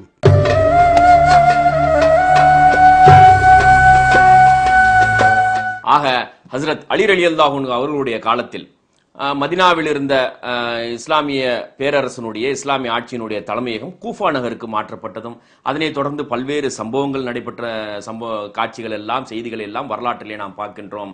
ஆக 1661 கிபி 661 ஹஜ்ரத் அலி ரலியல்லாஹு அன்ஹு அவர்களும் கொலை செய்யப்படுகிறார்கள். இந்த கருத்து வேறுபாட்டினாலதான். இதனால என்ன ஆச்சு அப்படின்னு பாத்தீங்கன்னா, மிகப்பெரிய அளவிற்கு அந்த விரிவாக்க பணிகள், இஸ்லாமிய ராணுவத்தினுடைய அந்த சாதனைகள் நிகழ்ந்து கொண்டிருந்த நேரத்தில் இந்த உள்ளார ஆரம்பிச்ச இந்த பிரச்சனையினால என்ன ஆச்சுன்னா, அதெல்லாம் அப்படி இப்படி நின்றுட்டு கிடைச்ச பகுதியெல்லாம் கைமீறி போய் இந்த பிரச்சனையிலேயே முழு கவனம், இங்க ஒருத்தருக்கு ஒருத்தர் சண்டை, இந்த சண்டையிலேயே பெரிய பெரிய சோக சம்பவங்கள் எல்லாம் நடைபெற்றது. இப்ப இதுல இருந்து குலஃபாய ராஷிதீன்கள் என்று சொல்லக்கூடிய இந்த 4 கலீஃபாக்களுடைய ஆட்சி முறைகளை பார்த்துட்டோம். ஹஜ்ரத் உமர் ரலியல்லாஹு அன்ஹு அவர்களுடைய சாதனைகளை பார்த்தோம், நிர்வாக சீர்திருத்தத்தை பார்த்தோம், உலகுக்கு எப்படி நிர்வாகம் செய்வது என்று கற்றுக் கொடுத்த பாடங்களை எல்லாம் நம்ம பார்த்தோம். அதற்கு பிறகு ஹஜ்ரத் உதுமான் ரலியல்லாஹு அன்ஹு அவர்களுடைய காலத்தில் விரிவாக்க பணிகள், இஸ்லாமிய ராணுவம் செய்த சாதனைகள், புதிதாக இஸ்லாமிய ராணுவத்தில் கடற்படை உருவாக்கப்பட்டது போன்ற பல்வேறு சாதனை நிகழ்ச்சிகளை பார்த்தோம். அதற்கு பிறகு 4 கலிஃபாக்களுடைய ஆட்சிக்கு பிறகு இனி வரக்கூடிய நாட்களில் நாம் ஒவ்வொரு கலிஃபாவை பற்றியும் அவர்களுடைய ஆட்சி காலம் பற்றி பார்க்காமல் பரம்பரையாக, ஏன்னா இதுக்கு அப்புறம் பரம்பரை ஆட்சியாக மாறி போகிறது. என்றைக்கு ஹஜ்ரத் அலி ரலியல்லாஹு அன்ஹு அவருடைய காலத்திற்கு பிறகு கூஃபாவிலிருந்து இஸ்லாமிய ஆட்சி டமாஸ்கஸ்க்கு வருகிறதோ, உமையாக்களுடைய கைக்கு ஆட்சி வருகிறதோ, அன்றிலிருந்து அப்போதிலிருந்து அது பரம்பரை ஆட்சியாக மாறி போகிறது. அந்த கலீஃபாக்களுடைய ஆட்சியில பல்வேறு வகையில வந்துட்டு கலீஃபாவை தேர்வு செய்கின்ற முறைகள் நடக்கிறது. அதற்கு பிறகு உமையாக்களுடைய ஆட்சியில் கிபி 661 750 வரையிலும் 661 750 வரையிலுமான உமையாக்களுடைய ஆட்சியில் டமாஸ்கஸ், சிரியாவினுடைய தலைநகராக இருக்கக்கூடிய, இன்றைக்கு சிரியாவினுடைய தலைநகராக இருக்கக்கூடிய டமாஸ்கஸ் இருக்கு பாருங்க, இதுதான் உமையாக்களுடைய தலைநகர். இந்த காலகட்டத்தில் உள்கட்சியில, அதாவது உள்ள குழப்பம் ஏற்பட்டுக்கிட்டு இருந்த நேரத்தில் பாத்தீங்கன்னா இஸ்லாமிய அரசுக்குள்ள, அரேபியாக்குள்ள, முஸ்லிம்களுக்குள்ளேயே கருத்து வேறுபாடு, சண்டை சச்சரவு, போர்கள் இப்படி எல்லாம் நடந்துகிட்டு இருக்க இந்த நேரத்தில் பாத்தீங்கன்னு சொன்னா அல்லாஹ்வுடைய அருள் இல்லாம, பரக்கத் இல்லாம, விரிவாக்க பணிகள் நடக்காம, புதிய கண்டுபிடிப்புகள் நடக்காம, எதுவுமே இல்லாம ஸ்தம்பிச்சு போயிருந்துச்சு. இப்போ மறுபடியும் உமையாக்களுடைய ஆட்சியின் கீழ், ஒரு தலைமையின் கீழ் இஸ்லாமிய அரசு முழுமையாக வந்து விடுகிறது. 661 ஹஜ்ரத் முஆவியா ரலியல்லாஹு அன்ஹு அவர்களுடைய தலைமையில மறுபடியும் அல்லாஹ்வுடைய அற்புதம் பாருங்க, இஸ்லாமிய ஆட்சியினுடைய விரிவாக்க பணிகள், எல்லைகள் விரிவாக்கப்படுகிறது.